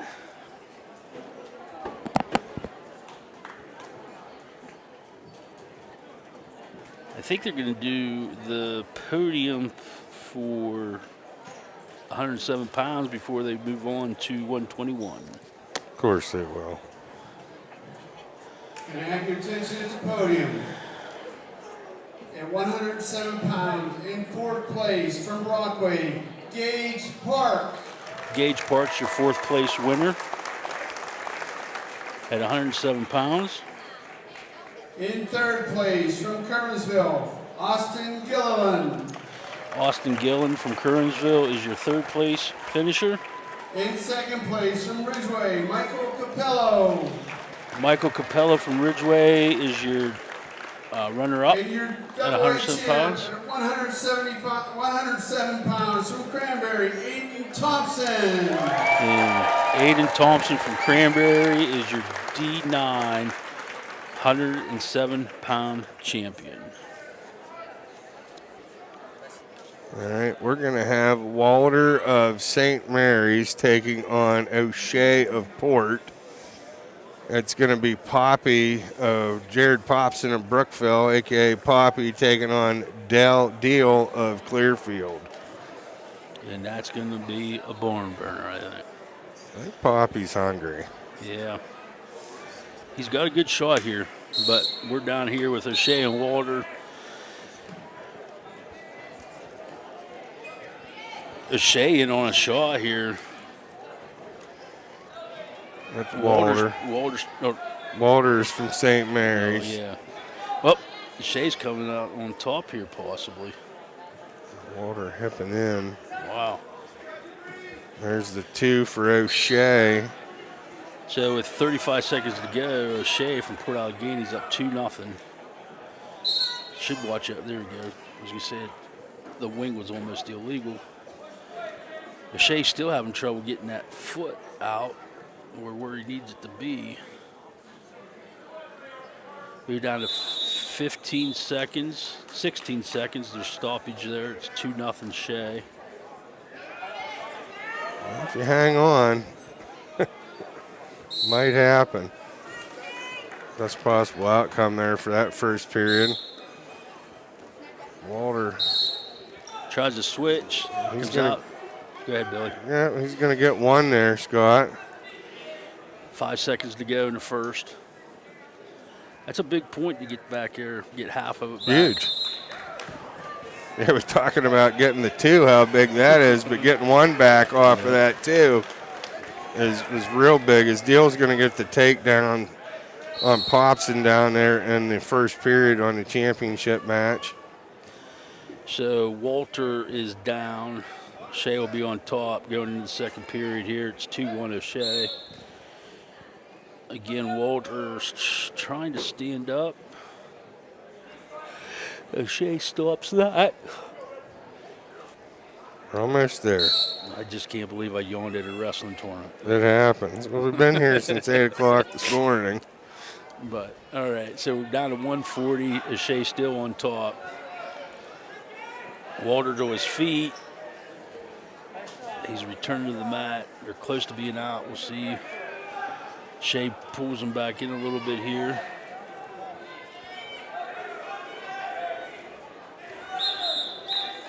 Out of bounds. It's still 2-1 O'Shea with 1:22 to go in the second period.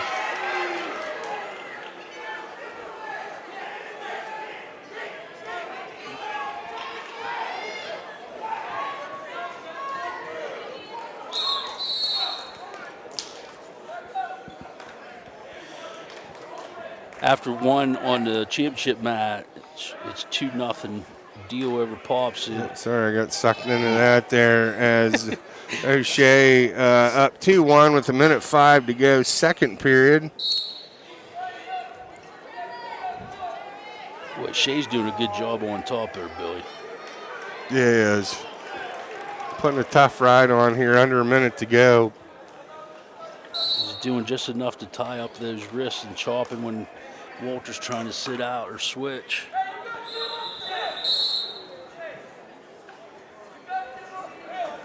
Stoppage with 43 seconds to go in the second.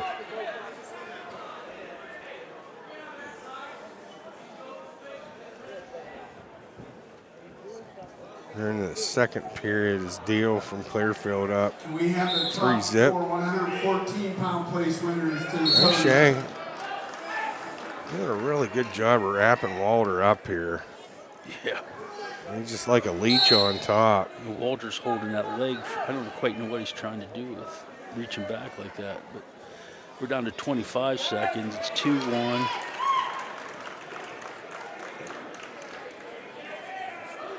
I'm not so sure that was 2 down there on the other mat, Billy.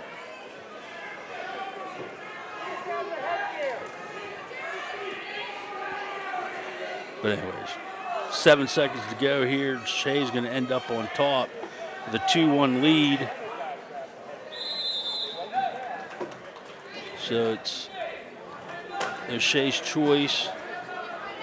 He's going to go down, leading 2-1.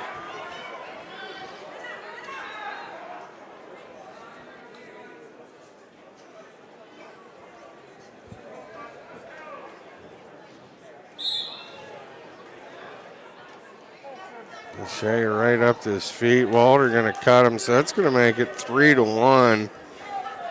Shea on a nice shot here.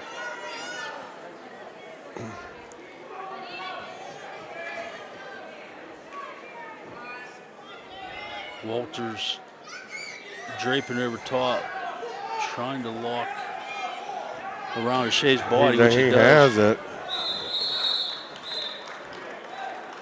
As referee Henry Head's going to call.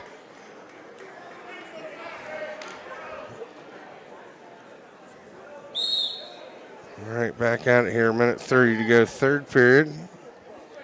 For the stalemate.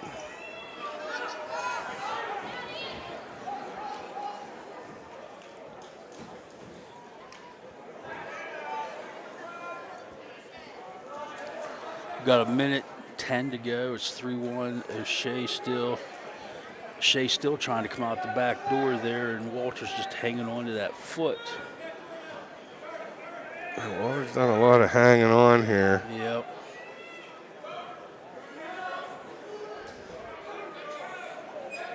Now he's got both legs tied up, both ankles tied up. This is Walter. Hanging on so bad he took O'Shea's anklet off. Yep. Stoppage there. 41 seconds to go. It's 3-1. 5-zip deal over Popson down in the championship bout.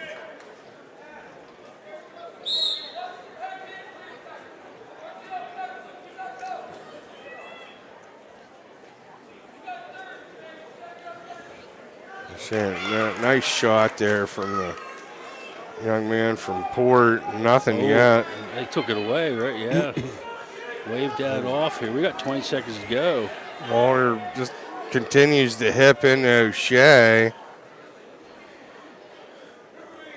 Oh, so now he's giving him 2 as he comes out the back door there.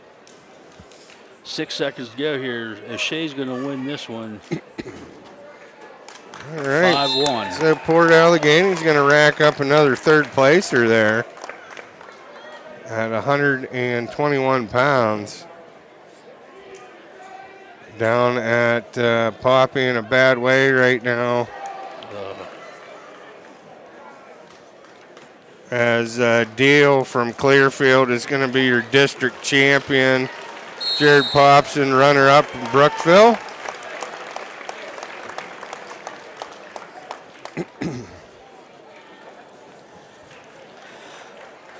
Which means we should be going to the podium for 114-pound place winners. We'll let Elliott move the camera and all that good jazz. He can do that. He's good at that stuff. We're sticking to our mat down here. As they're the high dollar guys.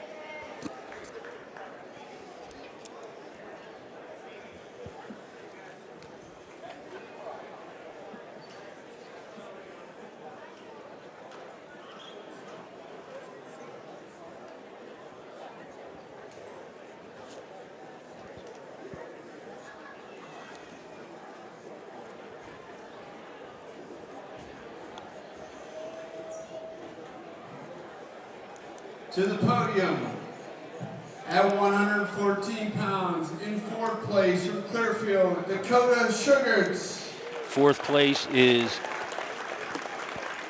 Dakota Sugarts from Clearfield. In 3rd place from Port Allegany, Ian Fitzsimmons. 3rd place from Port Allegany is Ian Fitzsimmons. In second place from Ridgeway, Nathan Steger. Nathan Steger is your 114-pound runner-up. And your 114-pound champ is second from Cranberry, Dalton Wenner. Dalton Wenner from Cranberry winning his second district title at 114 pounds. They got a good program in Cranberry. Yes, they do. Tell you what, this championship bout ought to be. Our match is going to be good with Beimel and Chamberlain. This championship bout, Pisarcik and Brocious. Can we just let this match do itself? I know. But that's the real deal. Those are two highly ranked wrestlers in the state right there. 3 and 5, respectively, at that weight class. All right, actually we got a forfeit. So we can watch Chamberlain forfeited out. Must be, injury. But Beimel is going to get the victory. He'll be your third place guy out of St. Mary's. So we'll give you a little bonus coverage here, Consolation Final people. Weston is not. We've got kind of a scramble position. Oh boy! Weston's trying to. No 2 yet. He's close to getting 2. There's the 2. Lindy's not. You gotta make sure you get it. Man. We're down to a minute to go in the first period here. Fox's Pizza in Port Allegheny. There's no better way to catch up than that big match and watch the big game than a great slice of Fox's Pizza in Port Allegheny. I'd like to thank Claren Bathware, Workplace Health, and a ton of others for making this all possible. Bruno Iafrido Wrestling Camp, Janny Montgomery Scott, Financial Advisors in Clarion.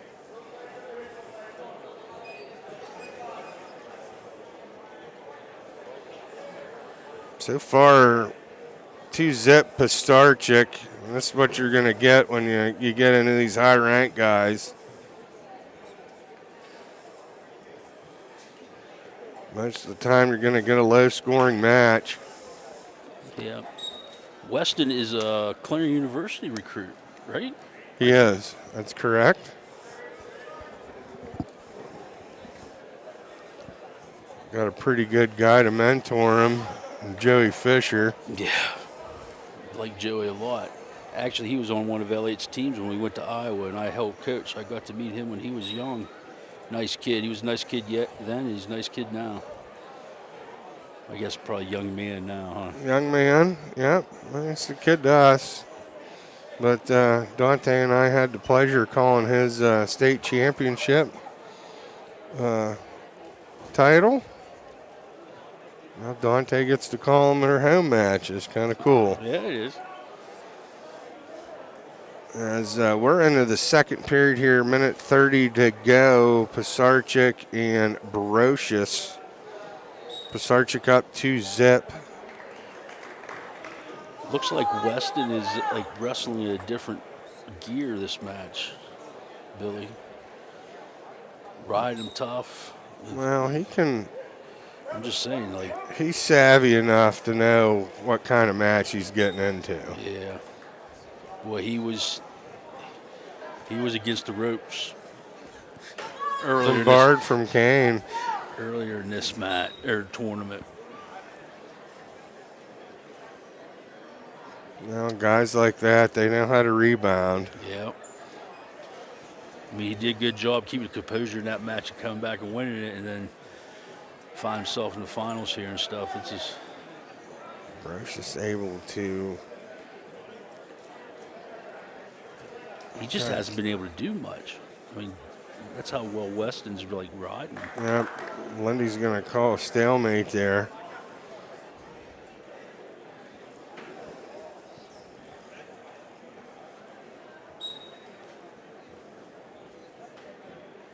He's just talking about forward pressure. You hear that all the time now. And he's just putting it on.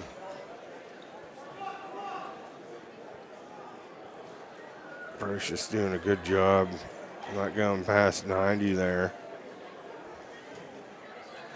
It just wasn't very much urgency from the official to get over there to see. Even see. Holy smokes. It's like he was out in a walk in the park or something.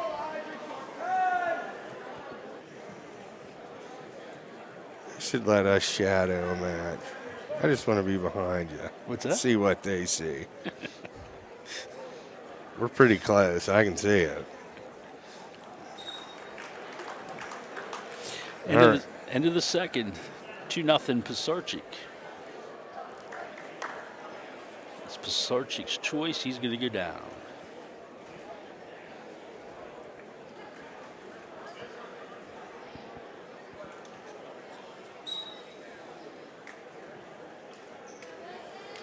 Pisarcik up to his feet here. Brocious caught him. It's going to make it 3-1. So Brocious got to get active here. Weston's a senior. Parker's junior? I do believe. I think a junior. And then their cousin Blake is a sophomore. Who is, he's in Ladd's class. Yeah, Parker is a junior. And he is one heck of an athlete. So the Pisarcik boys of Brockway, 3 of them in the lineup.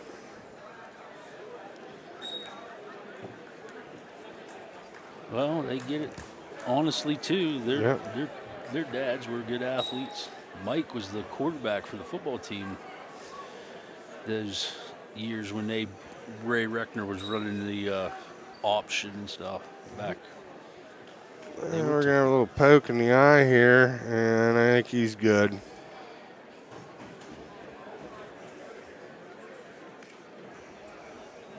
A lot of boo-boos. Ooh, nice shot by Brocious here. Ooh, he's got the ankle. I got to remember, it's not college. In college, that's 2 with the ankle. Weston's doing a pretty good job delaying this takedown. Just don't know if it's going to be enough. That's the right call. So college, that would have tied it up. I like the 3 at college. Yep. So it's 4-2, 45 seconds to go in the third period, and Pisarcik is up 4-2. Brocious is going to be working for a takedown here, I would hope. Weston doing a good job to attack too. He just got a circle. I mean, he can back up and take the stall. Yep. Just can't make it real evident.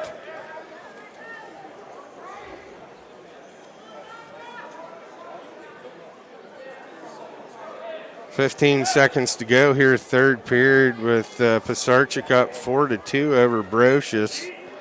There's your stall call. 9 seconds to go. A little too late.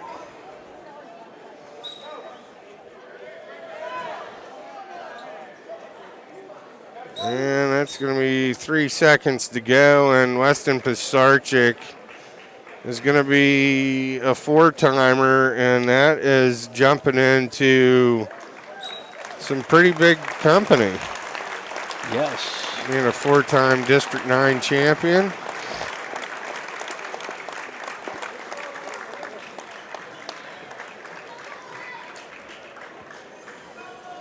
Takes a lot of work.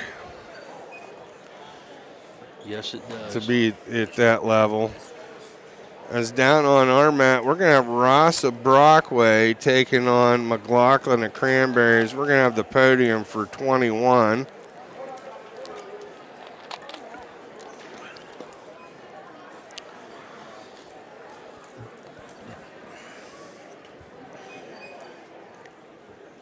I think District 9 has a really good chance of coming out of regionals and sending some guys down to states. They do. Hopefully you go out there and perform like we've seen them. Well, just looking at the duels, pretty lopsided with, the year we're having at Brookville, or had. To the podium, 121 but our guys that are in this to win it all won big matches. You throw, a mix a District 9, and I'm not saying that everybody in District 10 was at the Ultimate Duels, but your big dogs were there. Yeah, yeah. In second place from Brookville, Jared Popson. So Walter from St. Mary's was your fourth place finisher. O'Shea from Port Allegheny was third. From Clearfield, Cash Deal. Popson from Brookville was your runner-up, and Deal from Clearfield was your District 9 AA champion at 121. All right, let's get us back over to our mat here, Scott. We will have McLaughlin from Cranberry and Ross from Brockway. Ross got upset early. Yes. But battled his way back. Well, he lost to Wheeler last night by fall, and then he had to turn around and beat Wheeler today to get him for third and fourth and beat him 3-1. Pretty impressive. Yep. All right, so we are underway. Ross of Brockway, McLaughlin of Cranberry. Cranberry, a lot of guys in it still. Both guys just tying up, feeling each other up.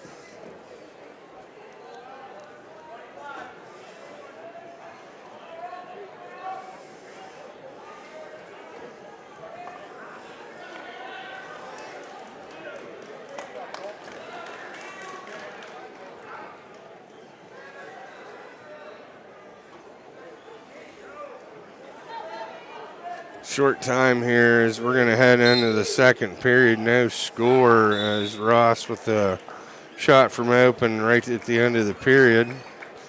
Got Powell of Clarion taking on Ryan of Clearfield. I think Clearfield had 6 in the finals.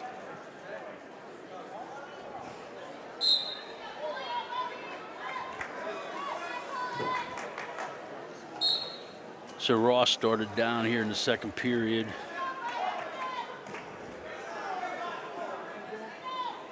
McLaughlin just throws a leg in here, driving forward, close to being out of bounds. Ross actually turned in a little bit to keep him. There's the whistle, out of bounds.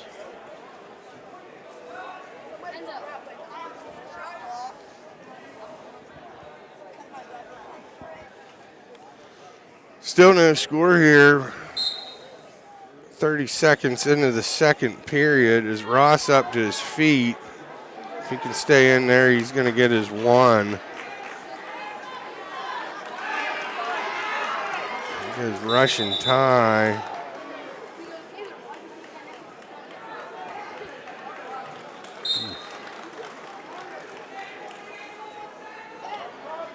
.113 to go.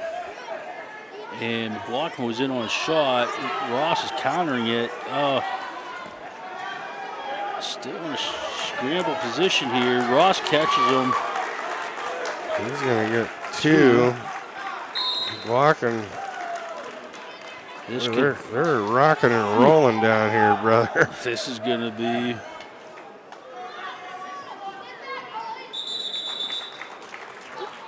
They would have kept them going. I think they've been down halfway across mat 2 down there. 46 seconds to go, and McLaughlin is down. Ryan up 4-zip over Powell of Clarion down your championship bout.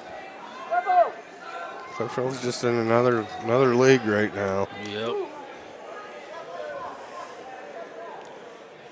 Ross is working that 2-on-1. Hook in the ankle.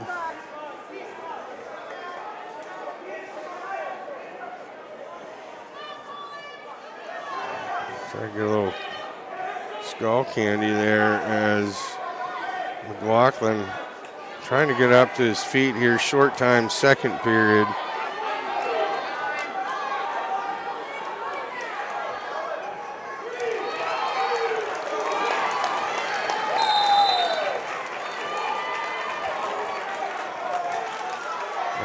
Heading into the third, it's going to be Ross of Brockway up 3-zip here.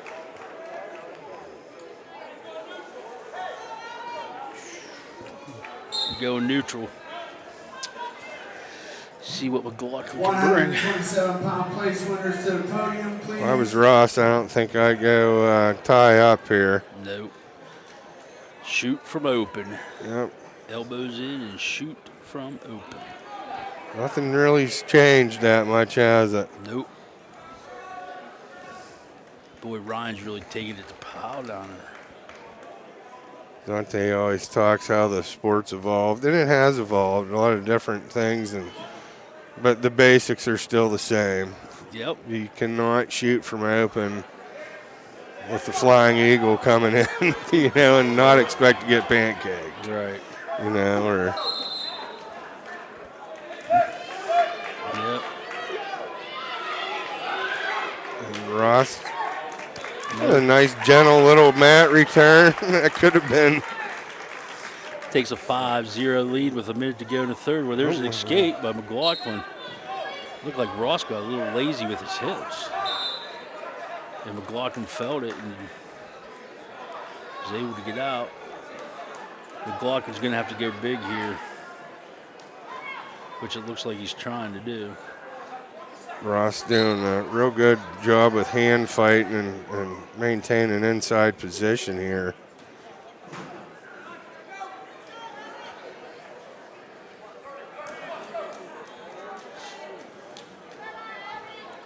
Yeah, Ross is doing a good job keeping that head down in good position. Now he's got to get the hand off the chin.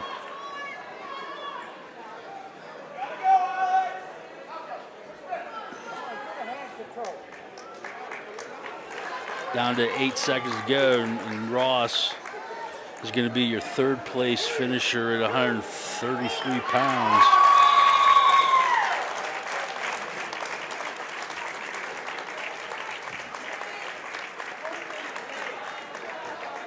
Ross did a good job controlling that match. We're down at the other mat. We got Powell and Ryan in the championship, and Ryan's up 9-2 over Powell. Powell's on top right now. We have another Clearfield guy. Clearfield's got a guy at every weight, seems like. You're good, Elliot.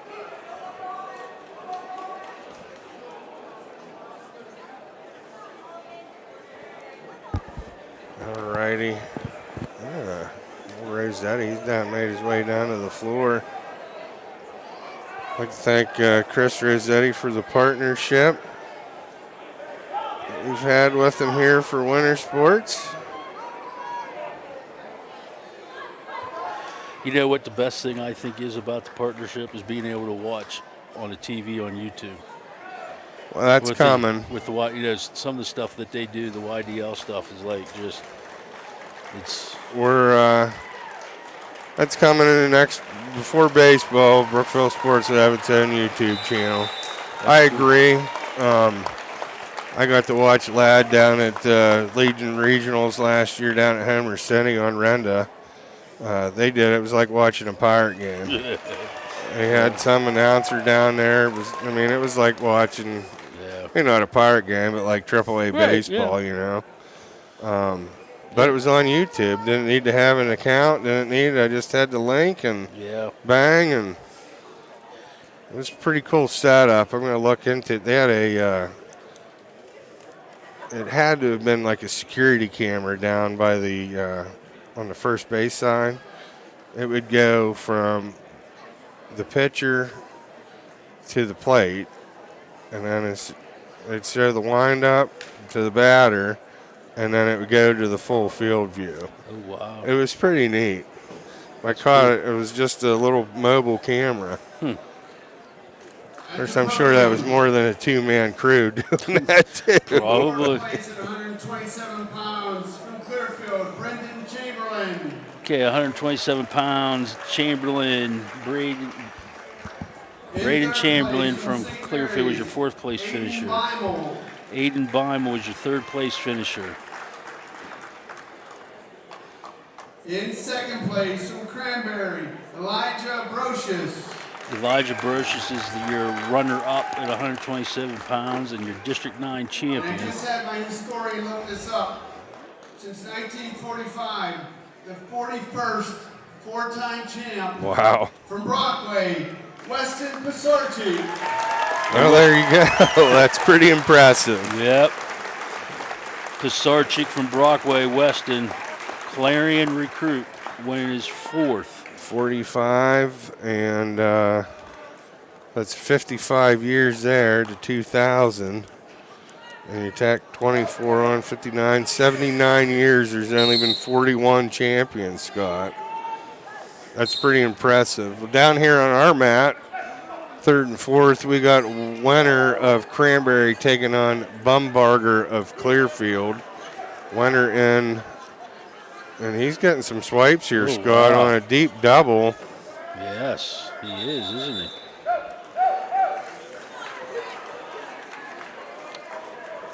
And we got Parker Pisarchik taking on Algretto of Johnsonburg down on the championship mat.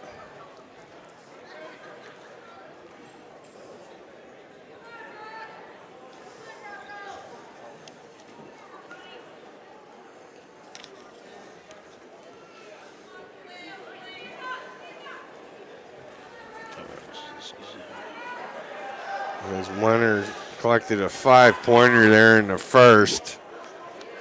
And that's going to be wrapped first period. That's tough. 1 minute period and giving up 5 points. It's tough to battle back, but it can be done. So we go neutral. Going into the second period here.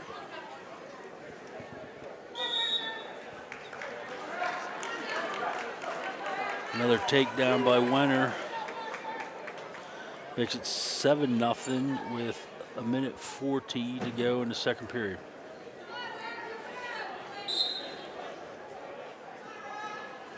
Oh, Wenner's getting close to getting a chin back. The chin back's becoming a little bit more popular. Is that? Yep. Everybody's watching that guy from Oklahoma State with the assassin where he catches the leg. Yeah. 2-1 on the championship mat in favor of Pisarchik against Allegretto. Allegretto is the kid from Johnsonburg that upset Dane Wenner, who was the number 2 seed and number 16th kid in the country in the semis. So. Say that again. Where at in the country? Or state, my in bad. The state? 16th in the state. Sorry, I got spitting out college stuff there. Good catch. Wow, this is a major upset. As Wenner really putting it to Bumbarger at Clearfield here. As we have a little nibble down there or something, or finger maybe. As Wenner's going to get one. He was in full control there. Something, huh? 2-2 on the championship mat. Wenner's doing a great job controlling Bumbarger. 20 seconds to go here in the second. He's got some great forward pressure going.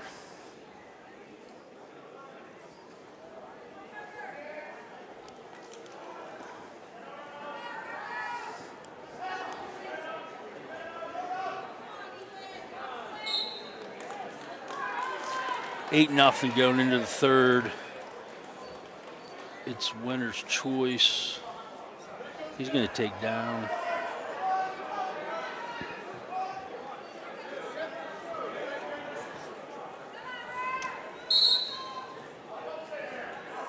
Thank everybody for following along here today. 133-pound place winners to the podium.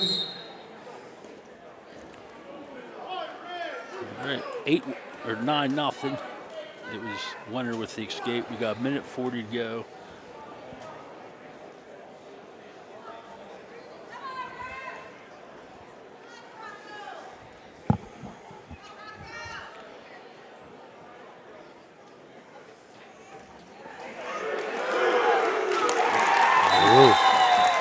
Big 2 down there on championship. For Allegretto. Warner's going to collect 2 here. Make it 11 zip with $1:15 to go, third period.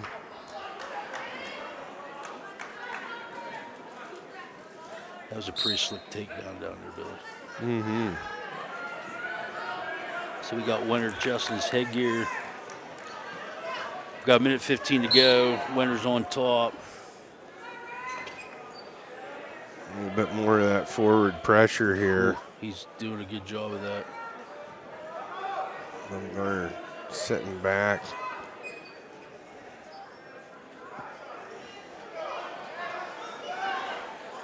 Tough to do anything if that's your thing to do on the bottom and the guy keeps grabbing your chin and trying to pull you back. Yep. You're used to sitting on your butt and setting up a move.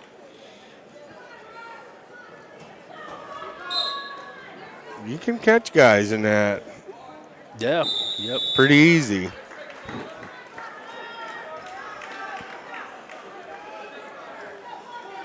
Winter cuts him 11-1, 28 seconds to go in the third.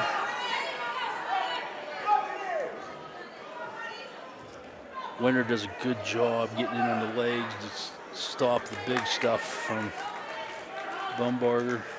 Ooh. Bumgarner gonna get 2. I just lay in the mat and want to move. It's gonna be 11-3 as Winter. Cranberry's gonna lock up a third place. Bumgarner Clearfield gonna be your 4th place guy. And Allegretto is like, he's in a position to score again.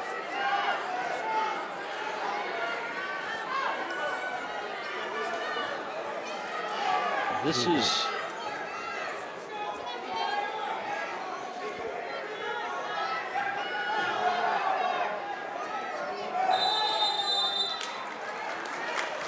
like, this is amazing because like coming in here, you know, Allegretto's not ranked at all. He's already beat the number 16 and Pisarcic's the number 8 in the state.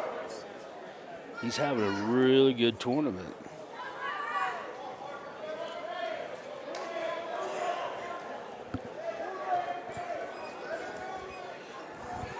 Yeah, it's tied up 4-4 down that bout. 40 seconds to go, third period.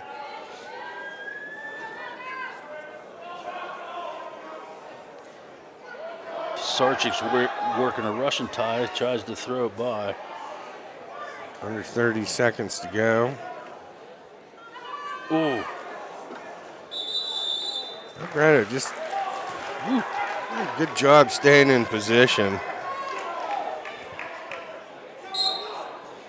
Parker's got to keep his wits about him here. And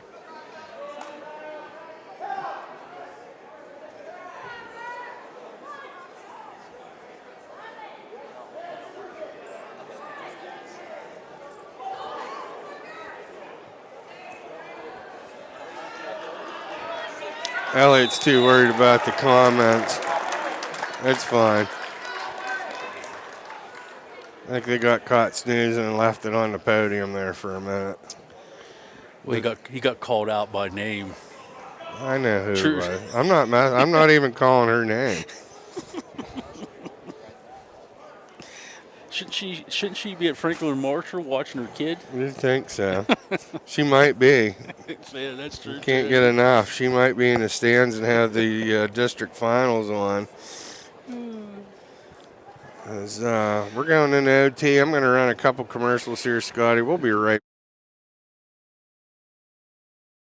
Hey y'all, this is Mark Bowe. I'm at Devil's Barbecue and this place is awesome. These folks are nice. We came up here the last time and we couldn't get enough of it. I saw a sign. I came 10 miles out of the way because we had to have it again. And all I know is we might not show up to work tomorrow because it's that good.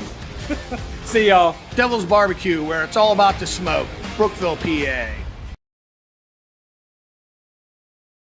Everybody is talking about A&M Family Restaurant in Brookville. As you can see from these pictures, Their hot home cooking is wonderful, from hearty meals to the best pies and desserts. Make A&M Family Restaurant your place for lunch or dinner.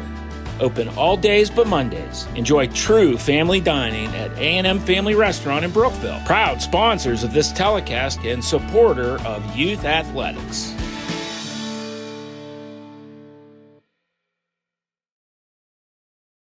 Alrighty, Scott, we're back here as we're waiting for 145 pounders. Sarchik has the leg.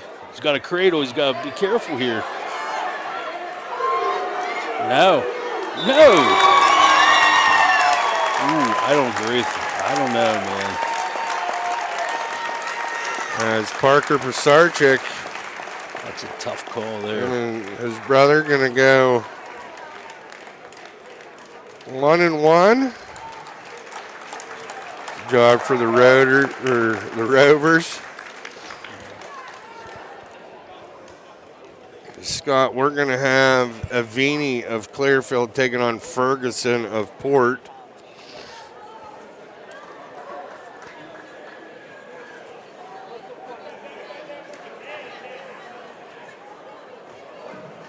To the podium, 133 pounds. In fourth place from Cranberry, Alex McLaughlin. So your fourth In place. third place from Brockway, Colton Ross. Was Alex McLaughlin from Cranberry, who's a fourth place finisher. From Central Clarion, Logan Powell. Third place was Ross from Brockway. Second place was Logan Powell from Clarion. 133-pound champion from Clearfield, Colton Ryan. And Ryan from Clearfield is your District 9 133-pound champ.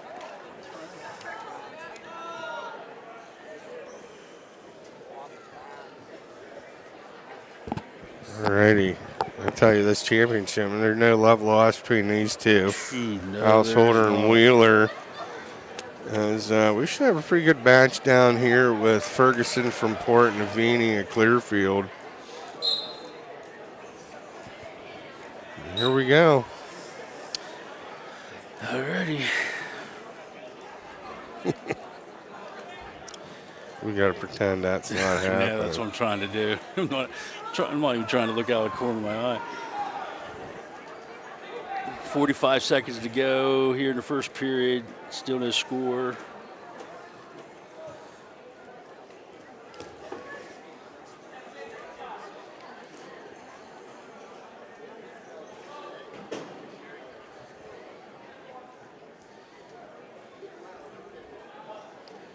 A little quiet here all of a sudden. Both guys just trying to figure each other out here. 15 seconds to go, first period. Avini Ferguson. Got 10 seconds to go in the first here.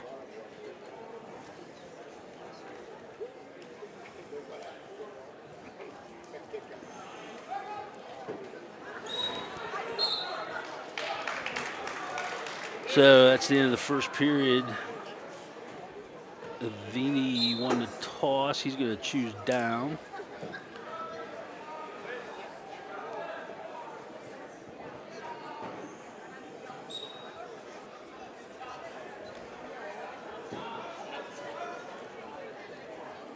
Avini was looking for a roll. High turn with a roll. Now he's to his feet.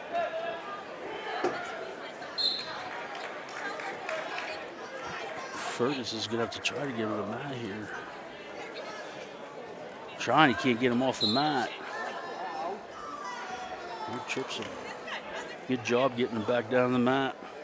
Yeah, it kind of looked like Avini was going to get out there. 30 seconds into the second period, still no score. No score up in your championship bout.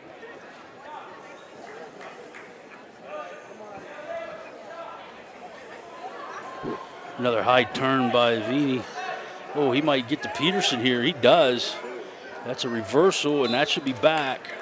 And Lindemuth is counting. He's holding two.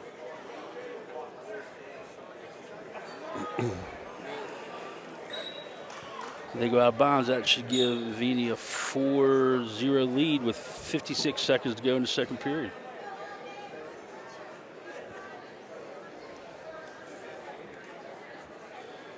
All right, Wheeler and Householder. No score in their bout as Householder's going to start the second on the bottom.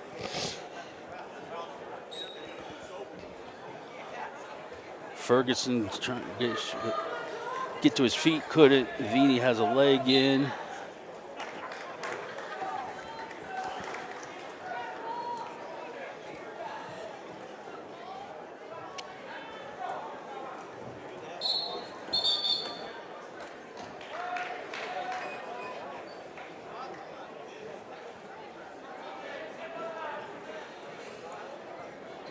Vini still has the leg in, trying to power half. Ferguson's trying to fight it off.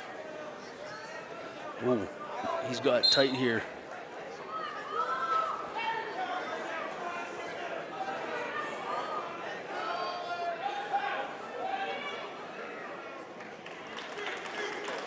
Six seconds to go. 3, 2, 1. We're going into the third.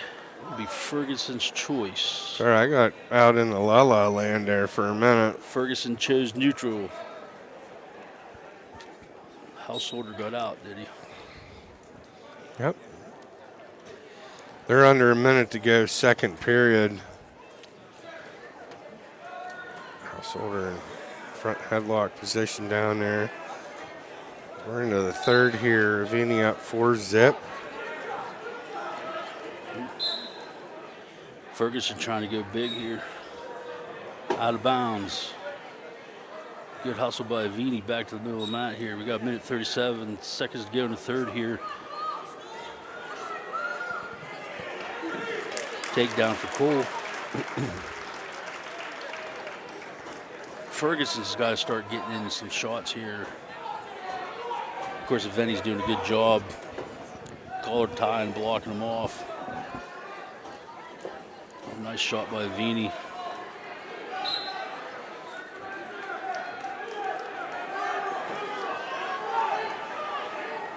Referee's checking to make sure it's not potentially dangerous here. Oh, and he stops it. 1:01 to go in the third. 4-0.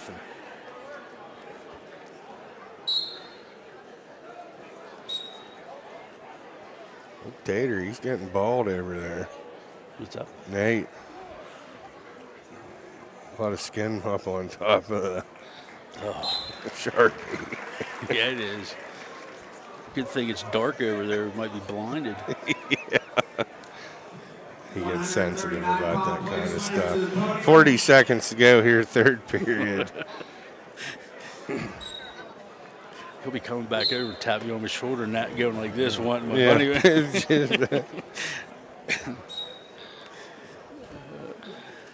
30 seconds to go here in the third. It's 4-0 to Vini.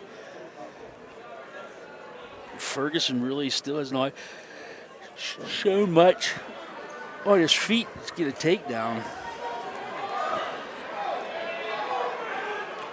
Down to 15 here. Vini's done a really good job. Just, this is you were saying that. Throws him by. I was going to say, he's done a really good job in his feet. Just forehead to forehead, staying out front, hand fighting. Yep. Excellent position. He kept good position. He just happened to give up that little throw by at the end there. Vini Port is going to be your third placer. Householder up 3-zip over Wheeler, under a minute to go. Wheeler's going to get one.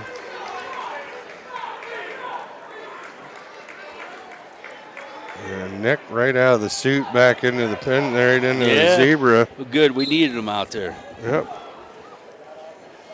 This is going to be interesting. Nope. Guess not. Here we go. That's a good takedown by Cole. He goes right wing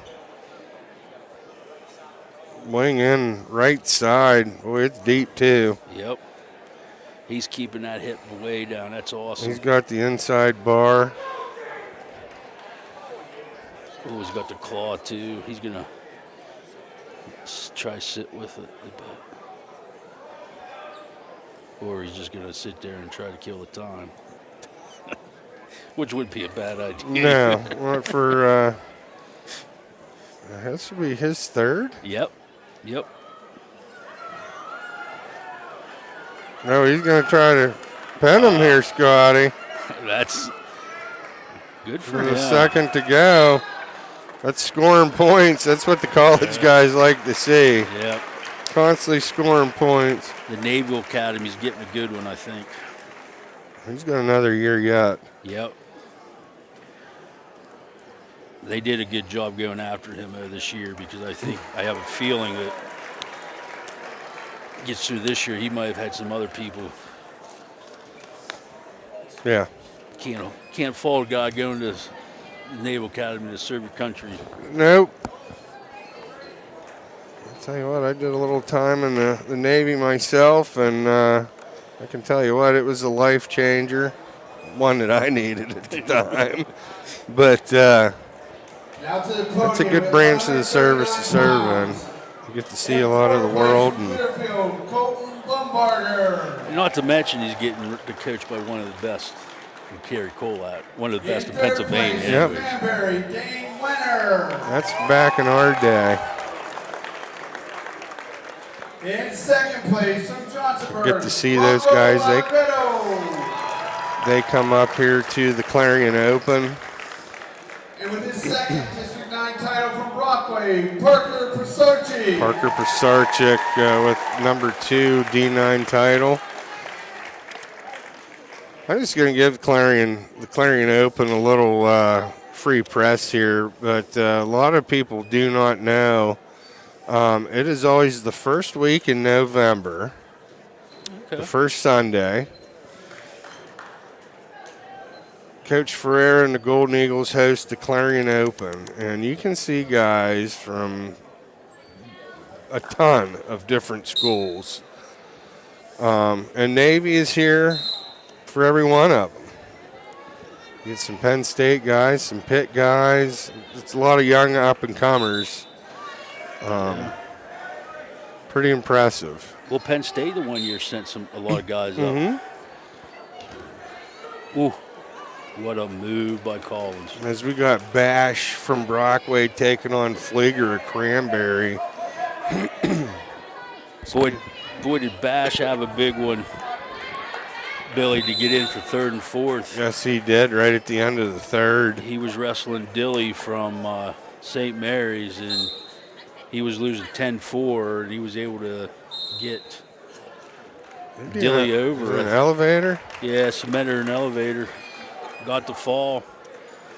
It was a big win for him. And then Burke Fleming turned around and beat Dilly for 5th and 6th.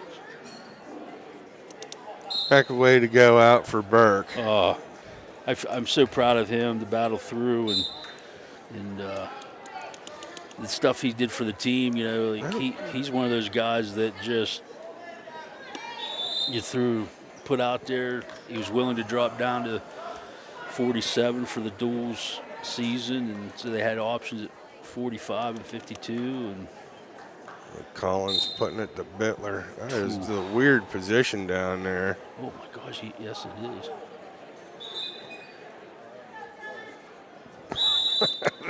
That's wrestle, twist him like a pretzel down there on that one. Bash is losing 2-0 going into the second. He's deferred his choice, and Flieger is going to take down.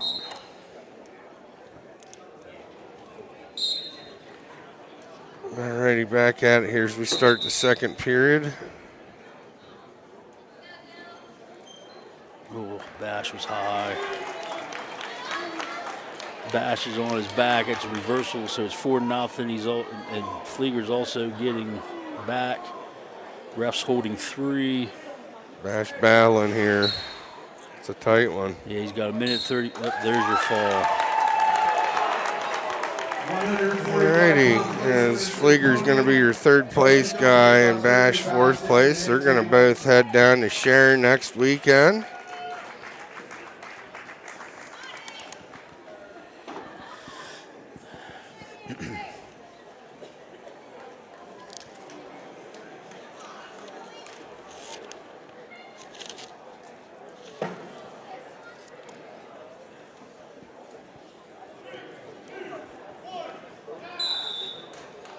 And Collins up 14-5 in the first, the end of the first, make it 17-5.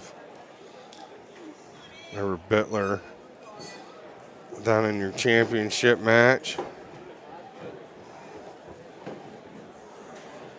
And it's 2:15 is on the board on our camera.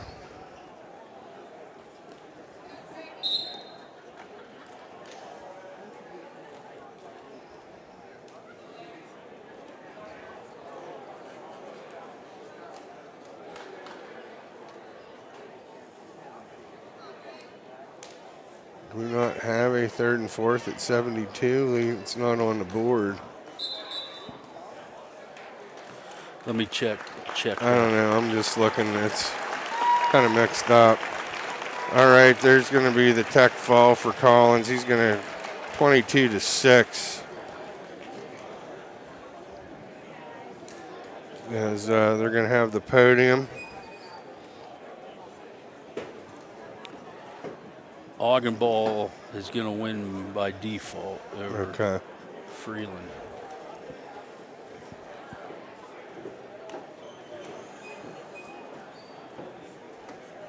So Augenball got his hand raised at least.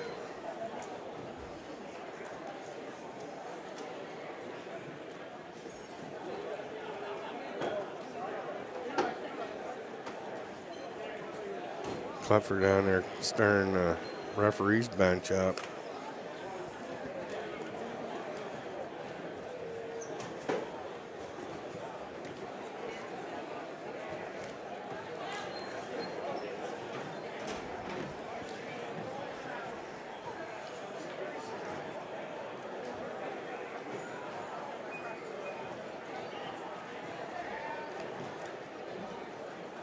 To the podium with 145 pounds. In fourth place from Port Allegheny, Alvin Ferguson. Fourth place finisher at 145 pounds is Ferguson from Port Allegheny. In third place from Clearfield, Ty Avini. Ty Avini is your third place finisher from Clearfield.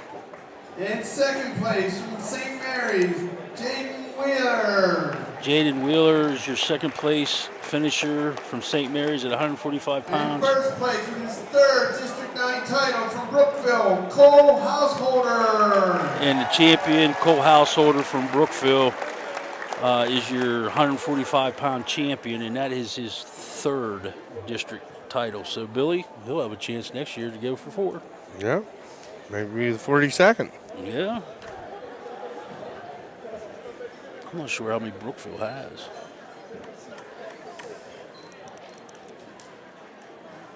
Gilligan's one, I know. Yes, he is. Was Eli Morris? He might have been 4-time. That's where you got to dive into Benny's archives. Yep. Yipper. All right, as we got D'Amico of Clearfield taking on Henry of Central Clarion. And down on the championship bout, it's Reese Bajakis of Kane taking on Gordon of Port. He went to the white uni. All right. Also, we have Henry was the 2 seed and D'Amico was the 4 seed. Should be a pretty good one here. Yeah. As Henry trying to throw by. No luck. This guy's just tying up out on the outer edge of the mat here.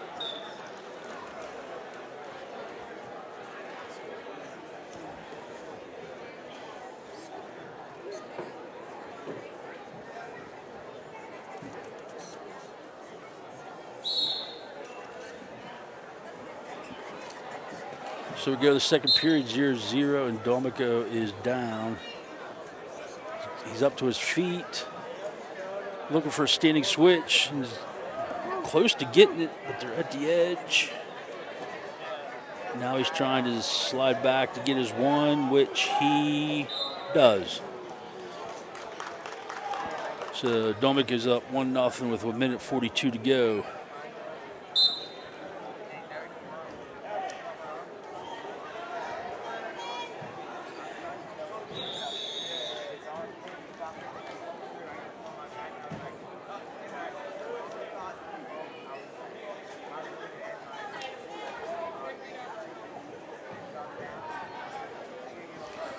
Nice shot by Domick. Knee pull single there. Putting forward pressure.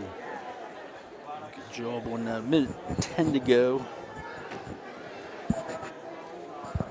Domick looks like he's trying to run a wing and has a 2-on-1. Now he's going to a half. Trying to run it. He's going to run it. This could get tight here real quick.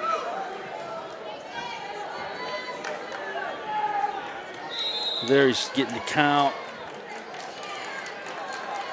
Referee Evans looking for the fall.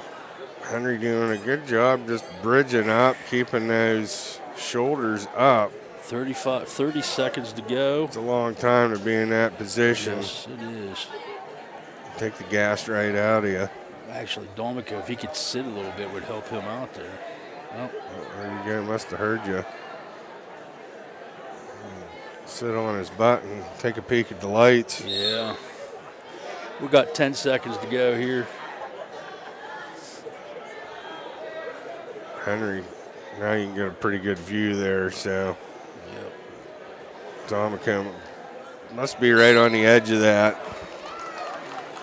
So we go to the third, 3-0.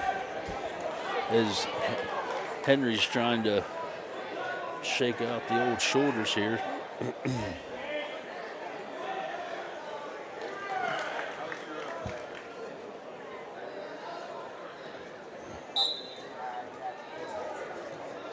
6-0 here going into the third. Reese Bajakis, the Kane, up 7-0 in his championship bout. Not even halfway through the second. Another shot by Domico. He's in deep. And Henry. Ooh. He's got the two. He rolled him through. He's got him tight, but they're out of bounds. So 4 back points. So it's 6-4. Domico still with 1:34 to go. Yeah, we called his match last time. Dante's telling how exciting he is. It's fun to watch because he's got a lot of stuff in his arsenal. He came out of that pretty nice. That was because he didn't look like he was in the best of positions, and then to come out in that situation. Yeah, I think the moral of the story here for D'Amico is you want to stay in good position, not get. Yep. Here he goes. He's going to try to do this again.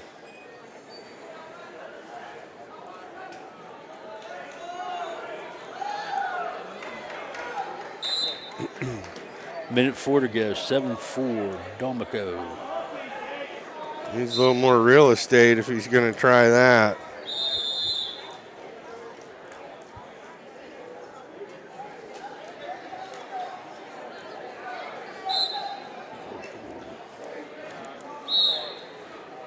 Yeah, Henry's looking to go big here. Yep.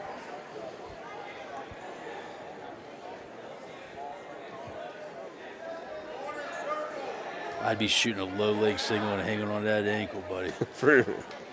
Well, there's your single. Yep. 35 seconds to go. Out of bounds. 32 to go. 7-4 Domico.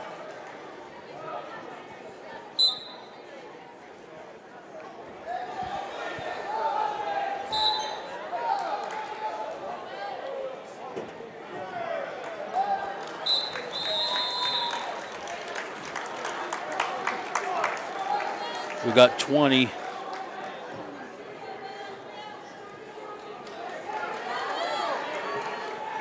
Looked like Henry tried to flying cradle, Billy.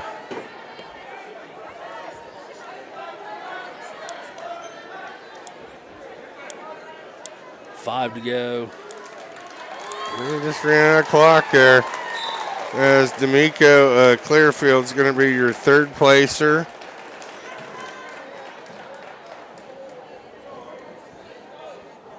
Henry's going to get a fourth. We're going to have another bison down here. 152-pound place winners to the podium. Coming up next. Was that Freeland?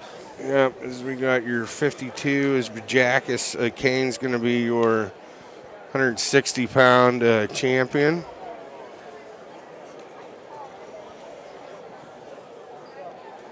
This should be a good Wolfhanger and Bliss.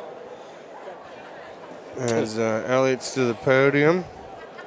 At the podium at 152 pounds in fourth place from Brockway, Dylan Bash. Bash is your fourth place finisher at 152 pounds. In third place from Cranberry, Devin Flieger. Devin Flieger is your third place finisher. In second place from Johnsonburg, Avery Bittler.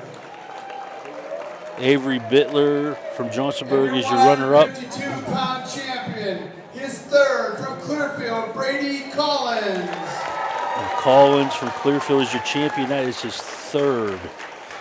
He could be another four-timer next year, Billy. We're going to have a couple next year. Yeah. Should be a good one.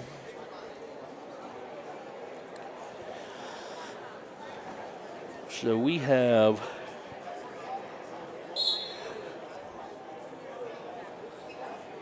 Freeland, he was the 5th seed. He came into the tournament at 10-8. He had been injured. And then you got Logan Augenbaugh from Kernsville, who was the 3rd seed. So what are we up to, 89 down here? 70. 72. I thought we didn't have a... They'd shaken it off. Oh, okay. All right, so there you go.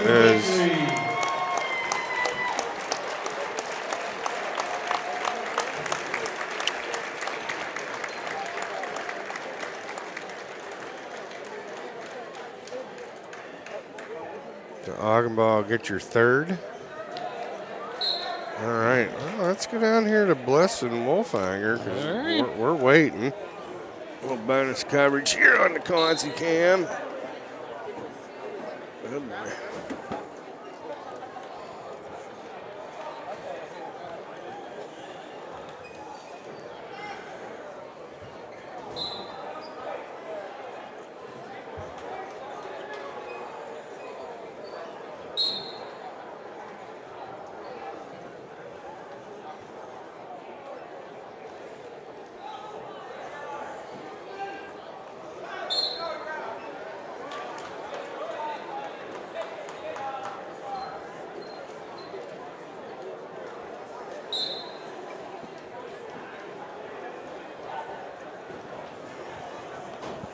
I'll tell you what, I need to use the little boys' room.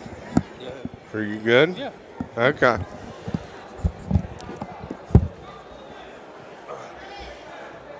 Got 40 seconds here. 0-0 still.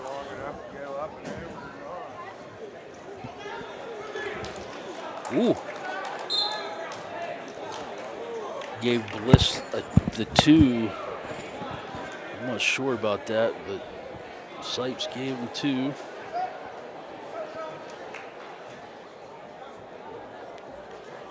Caution on Bliss. Looks like he had his chin too far over on the back.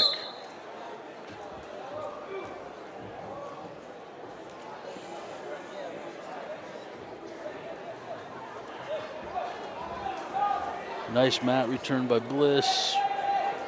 Wolfhanger right back up to his feet. Return again.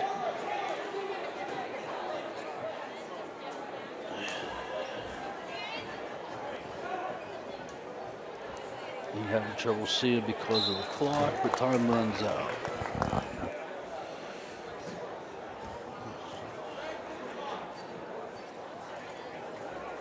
Red, which is Wolfhanger's choice, he takes down.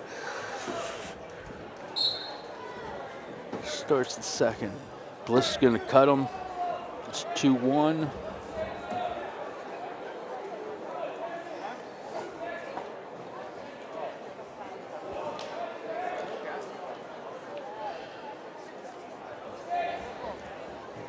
Nice shot by Wolfhanger. Bliss fighting it off. Doing a good job. Out of bounds. 1:32 to go in the second period here at the 172-pound championship match.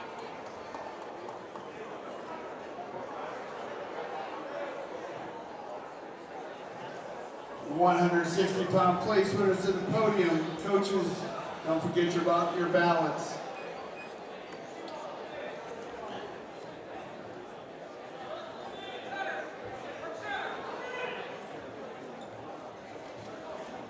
Ooh, nice firemen's from Wolfhanger.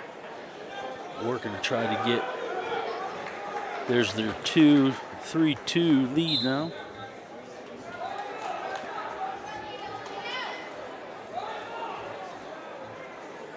.57 seconds to go in the second.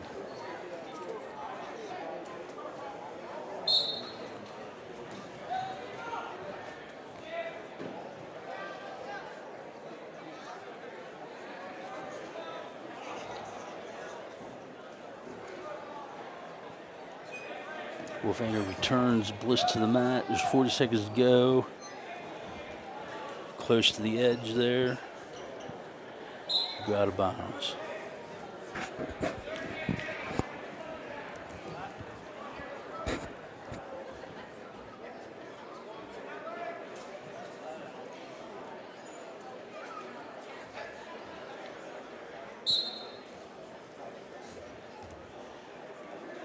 Wolfhanger breaks him down. Bliss works back up to his base and then to his feet. And again, they go out of bounds.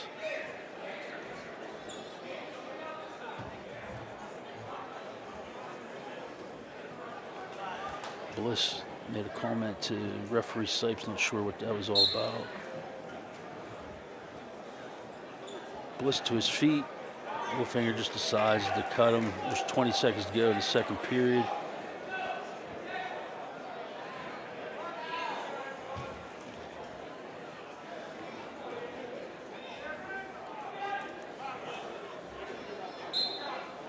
Bliss shoots Wolfhanger out of bounds. 6 seconds to go in the second period here.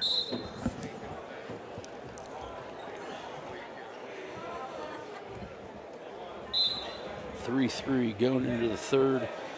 Bliss is taking neutral. 3-3. Snuck right in the back door on you there. I haven't been able to do that all weekend. 3-3 and Bliss takes neutral. I was a little surprised by that. Because he just got taken down by Wolfhanger too, so. But anyways, here we go. We got 1:44 to go. We're tied at 3.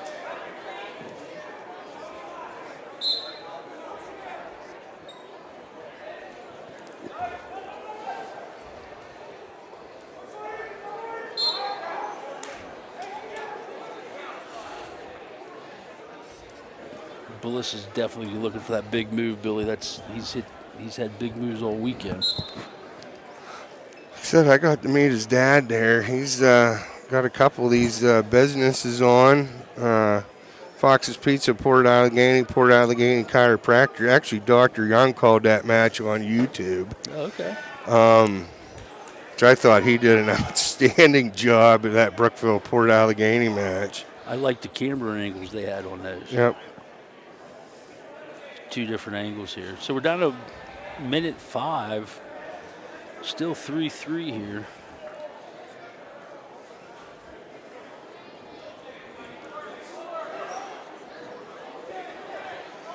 Guys, we're going to head into 189 after this. 3 more weights. 70. Is that right? Yeah. 4 more. No, 89, 215 heavyweight. Yep. I wish they would. I think that they should have just kept it all the same. There's Wolfhanger. 32 seconds to go. Gets a takedown. Takes a 5-3 lead. And they're calling Wolfhanger for stalling. Right now. Sipes thought he was forcing the issue out of bounds to get so he doesn't give up a point. So that's where the stall warning came. Now it's 5-4.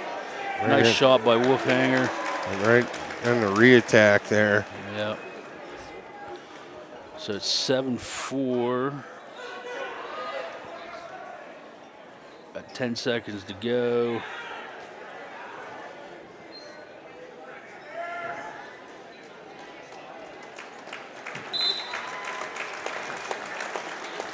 And Wolfanger's your champion at 172 pounds. I'll tell you what, Scott, we're going to I'm going to get us set back up. I'm going to run a couple commercials here as we get ready for Young and Meade down here. We'll be right back.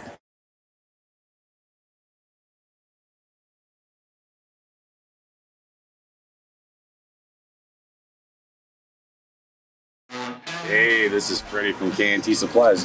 Why don't you come on inside and see our establishment? Come on in.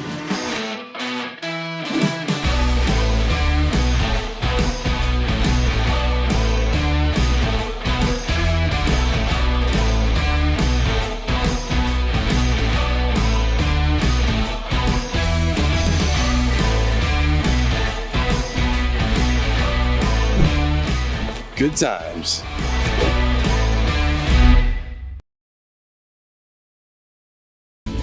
Thanks to your generous donations, Goodwill Industries has been able to be more than a store. We are proud to help those in need meet life challenges through opportunity, education, training, and work throughout our communities. Thank you for your support, and best of luck to the Raiders this season.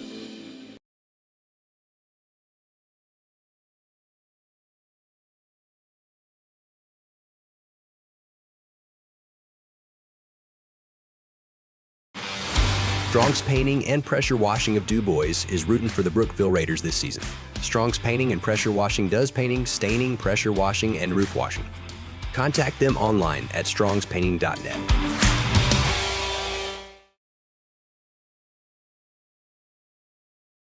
Hi, I'm Tina Householder, and this is your Brookville YMCA.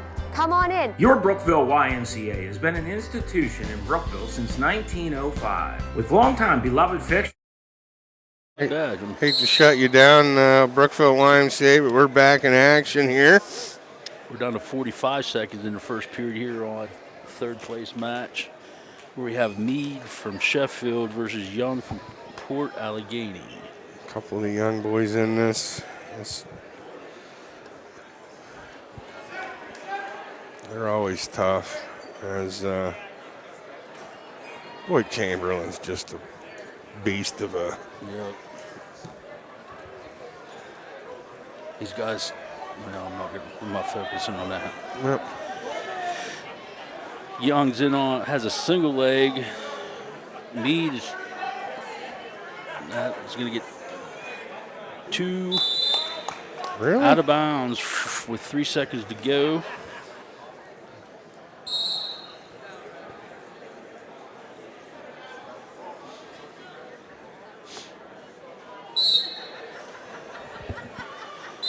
We've reset here for 3 seconds.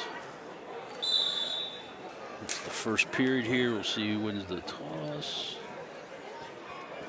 Young's choice. Young's going to take down to start the second.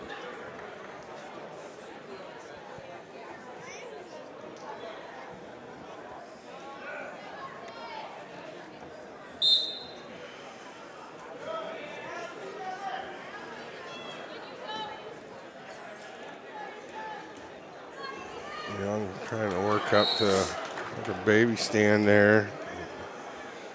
He's putting the pressure on. Oh, nice far ankle pick on that stand up there. 1:38 to go. Sheffield, your old stomping grounds, isn't it? Yes, it is. Well, we're glad we got you back. I am glad I am back.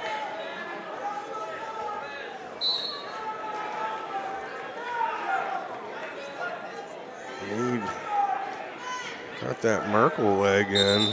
Yeah, called potentially dangerous. Oh, he had it across his hip.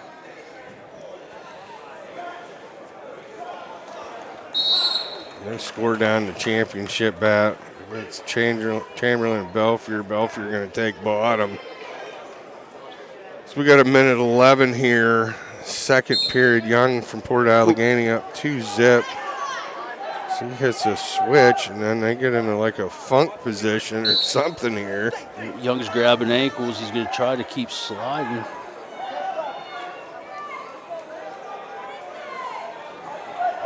To get the reversal here, he's got to get his hips up there if that's going to happen. Step over the leg, should get two. There's the two. 4-0 Young. 45 seconds to go.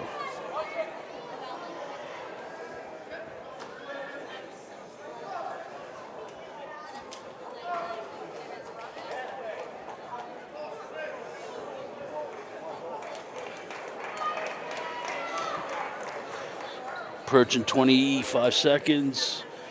Young going for a crossface.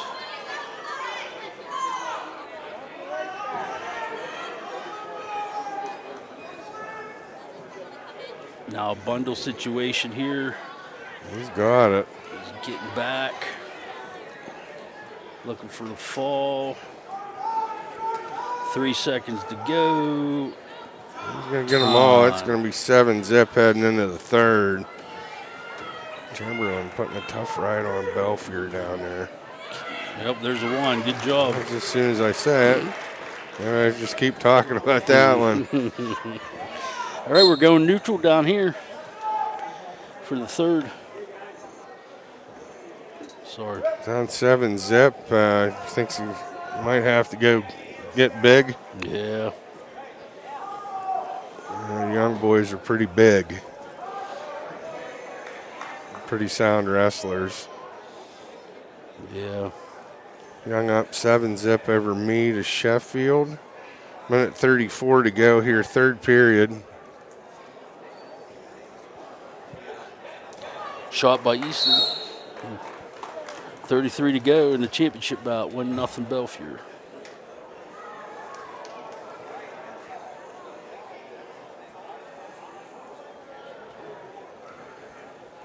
Just don't take down by Young, makes it 9-0. You got minute 5 to go in the third.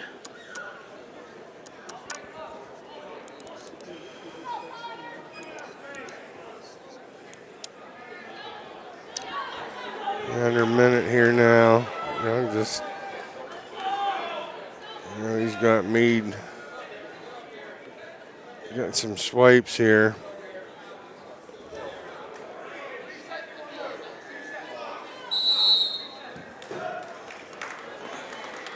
Now he's going power half. 172-pound place winners to the He's going to thread the needle here, Scott. 25 seconds to go here. There's your fall. All right, so Young of Port Allegheny is going to be your third place finisher. And down here, Belfier hanging on to a 1-zip lead. Chamberlain's on bottom here. Talking about forward pressure. He needs a lot of it here. Chamberlain up to his feet. Okay, it's 1-1. Takedown's going to win this, Billy.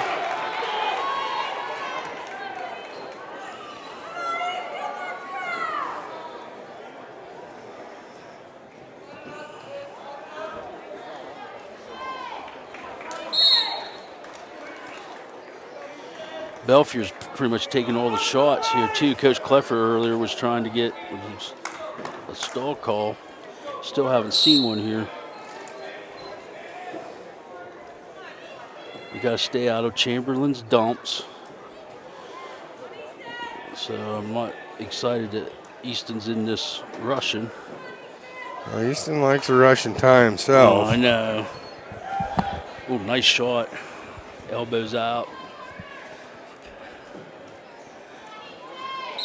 I like the way Easton's kind of dictating the tempo here.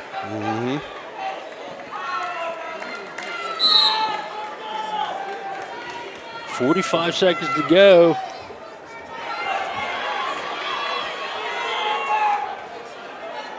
We're tied 1-1. Who's going to be able to get the good shot off to win the match?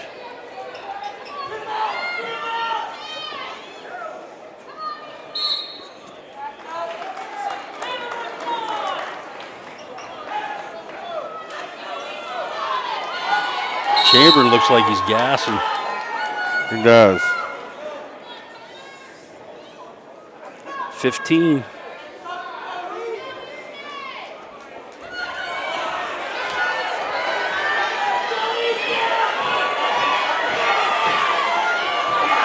Billy, this is looking good for us. If he can get his head out, that should be 2. At the buzzer, Easton Belfier with the takedown to be your District 9 champ at 189 pounds. Wow.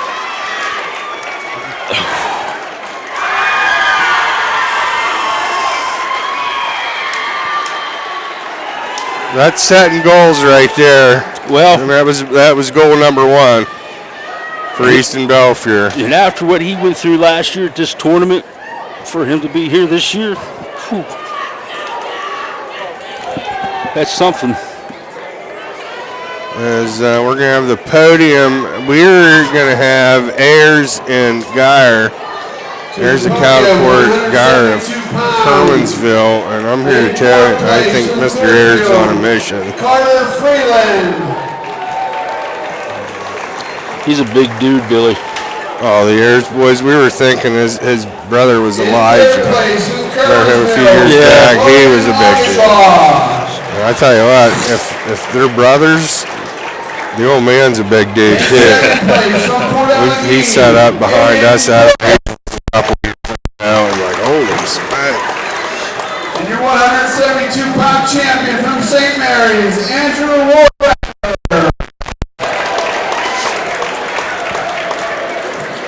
As we're at 215, and you say this is going to be the rubber band match here at 215. Yep, with Hannah and Young. Yep, 1-1. Hannah won the dual meet at Port Allegheny. Young won the match in the team duels. All right, back to our matches. It's Ayers and Geyer.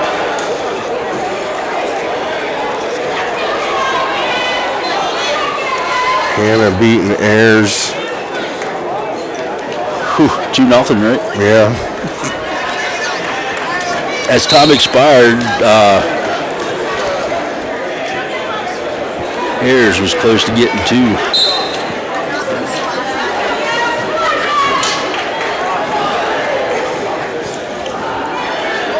Oh, nice single by Hannah. Score here. Get it. That's it. Ayers driving him off. Throws him the mat.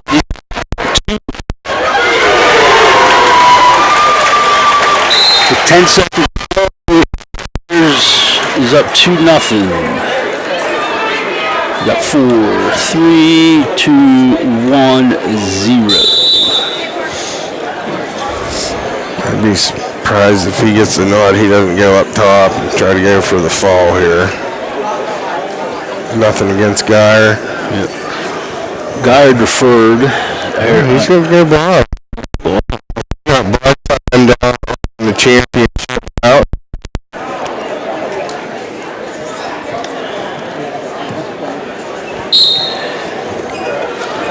Safe to say I can right now. Yeah. Alrighty. All right, 3-0. Got the escape. There's 152 games. Escape with seconds into the slide. Dang, Billy. I usually don't. Yeah, I'm officially love it.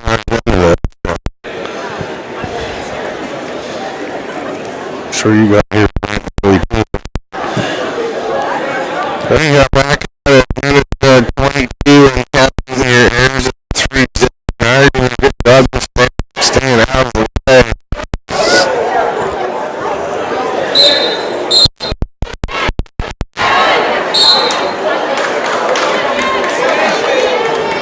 Anthony's back in the championship match.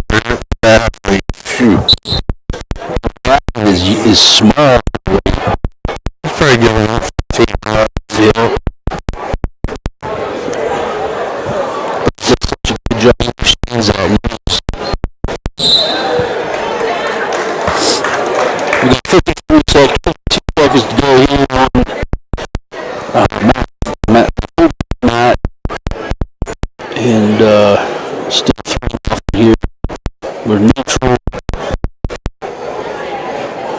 This is a good credit here.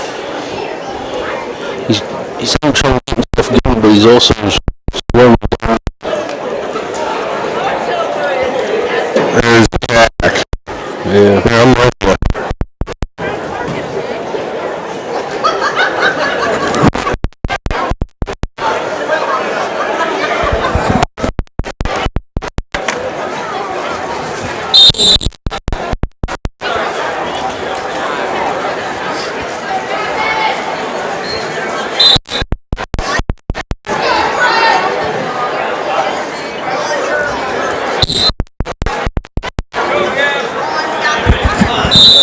Alright, so in the second period, it's still up 3-0. Kind of doing a good job on the drive out here, because he's going to get him. Standing tilt there. Alright, here's up top there on the bottom. Alright, up to his feet. Trip forward right there.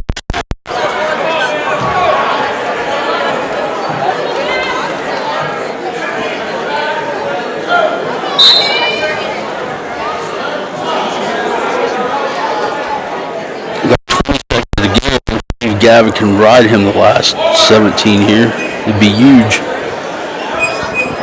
Geyer still trying to get here.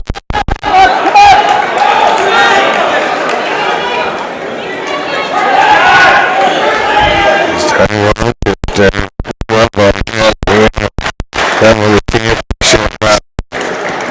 So you're saying guys will really good job. Slow there down. Straight up to his feet. Yeah, it's kind of surprised the way this is going, but good for Kernsville kid. I think he kind of knew what to expect from him. He's battling tough. Well, did a great job of just throwing the stick. Yeah. Well, when you get to this level, I mean, it's the positioning and basic wrestling that serves you the best.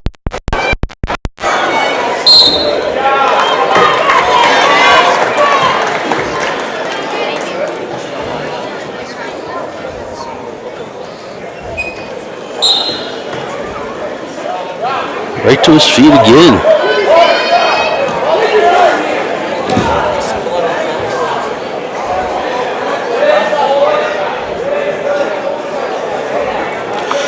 Got 30 seconds to go. Yeah. Still 3-0. That was his first early run in this match.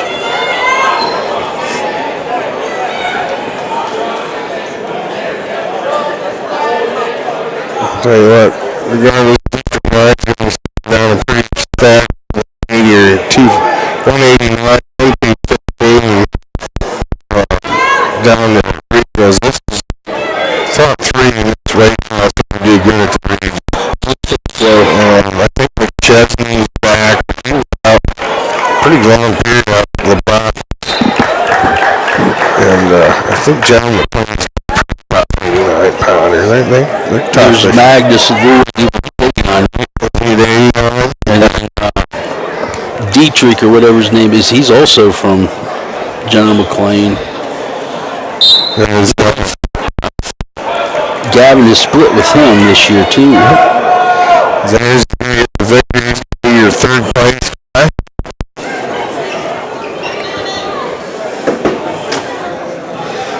Look, 2 suitcases, 3 bags, and a table to get out of here, Scott. Oh. This point's very important for Gavin. We need this point. There it is.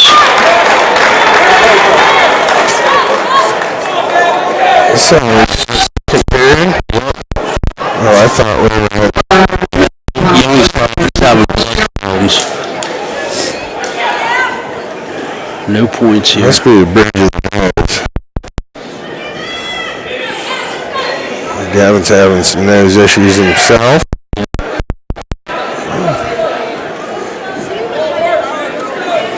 Wouldn't you like to have the face mask when we wrestled instead of the full face where it was hard to breathe? That just I think it was my sophomore year. We had to get out closer to the door. The Brookfield tournament. I can't remember the kid's name. He picked him up and double leg, and I went right to the bridge of the nose. That was after the night before I was playing floor hockey, second set and Richard Castro hit the backswing of my second set. The Civic Center. Yep. Where basketball was no blood, no blood, no foul. As we're 3-0 and hanging out a shot. Young took neutral in this period, so it's not one to try to get out underneath. Tell you what, it takes a lot of strength. Yeah, we almost picked that up. Lucky we had a real estate there.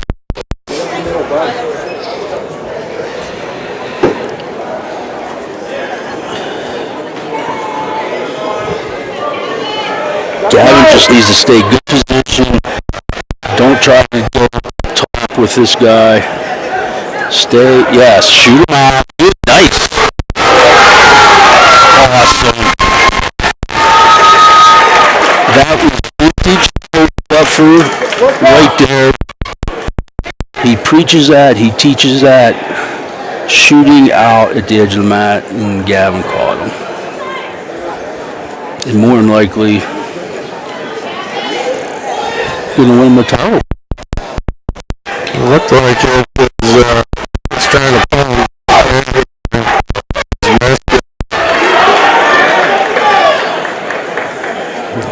I'm doing just a good job.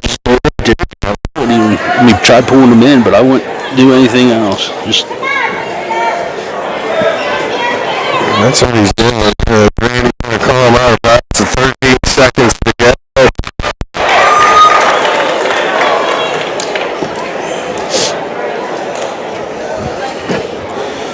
No rules.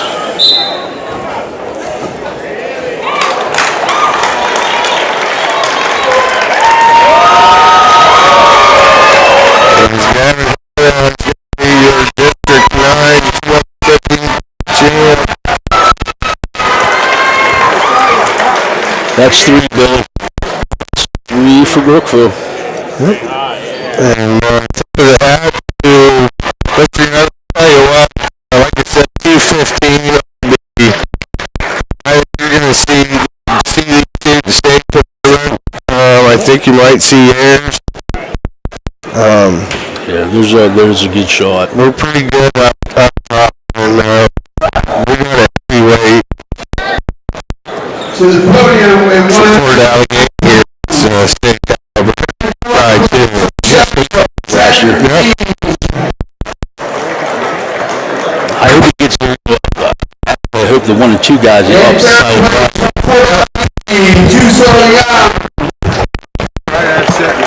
All right, so we are in second place from Clearfield, Carter Chamberlain.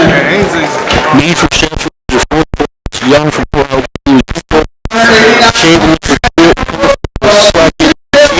for East Belfield.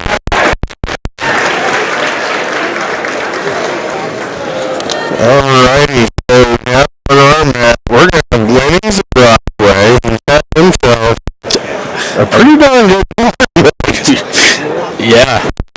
Really, yep.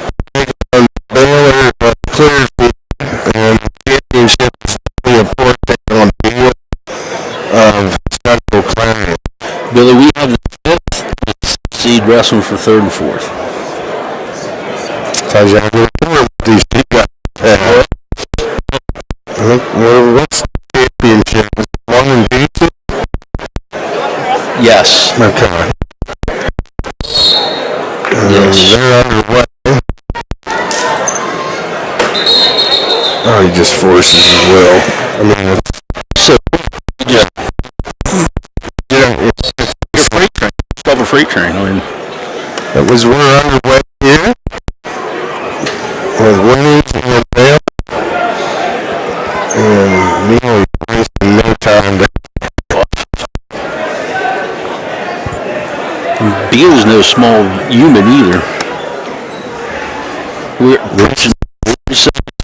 These two are both pretty big boys. Here are about tall. Yeah. Oh boy, here we go. This is your son out to watch.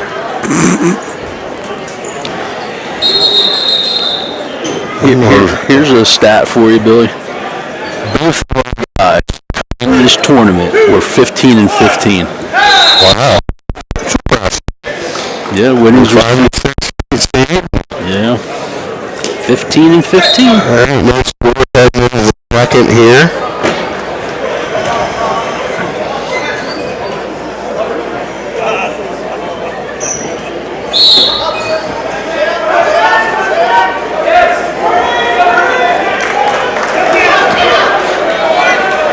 One nothing winnings with the escape. It was about 6 seconds in to the second period.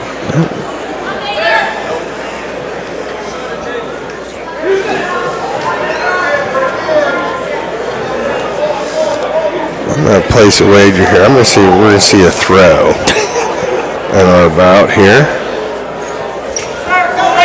Headlock maybe. And we got top halfway nearly.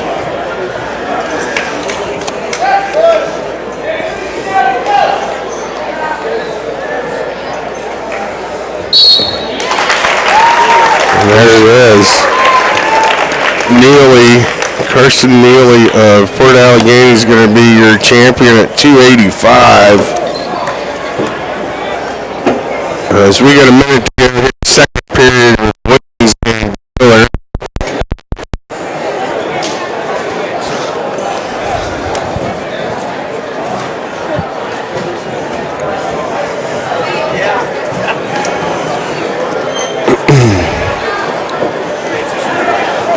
Williams in on a shot. They will come out, ball get heavy. I'm going to try to get away by Wick. In on a cover, switches to the single. Oh, you're just going to slow back. That's good. And there's the ball for Baylor. 215-pound weight class to the podium. Hey guys, I'd like to thank Luton's Plumbing Pete for being our main sponsor for this tournament. Our feet at Wrestling Camp, Yanny, McCombie, Scott. Financial advisors, Iron Fox, Speed Support, Port Allegheny Practice, Stitching Time and Embroidery.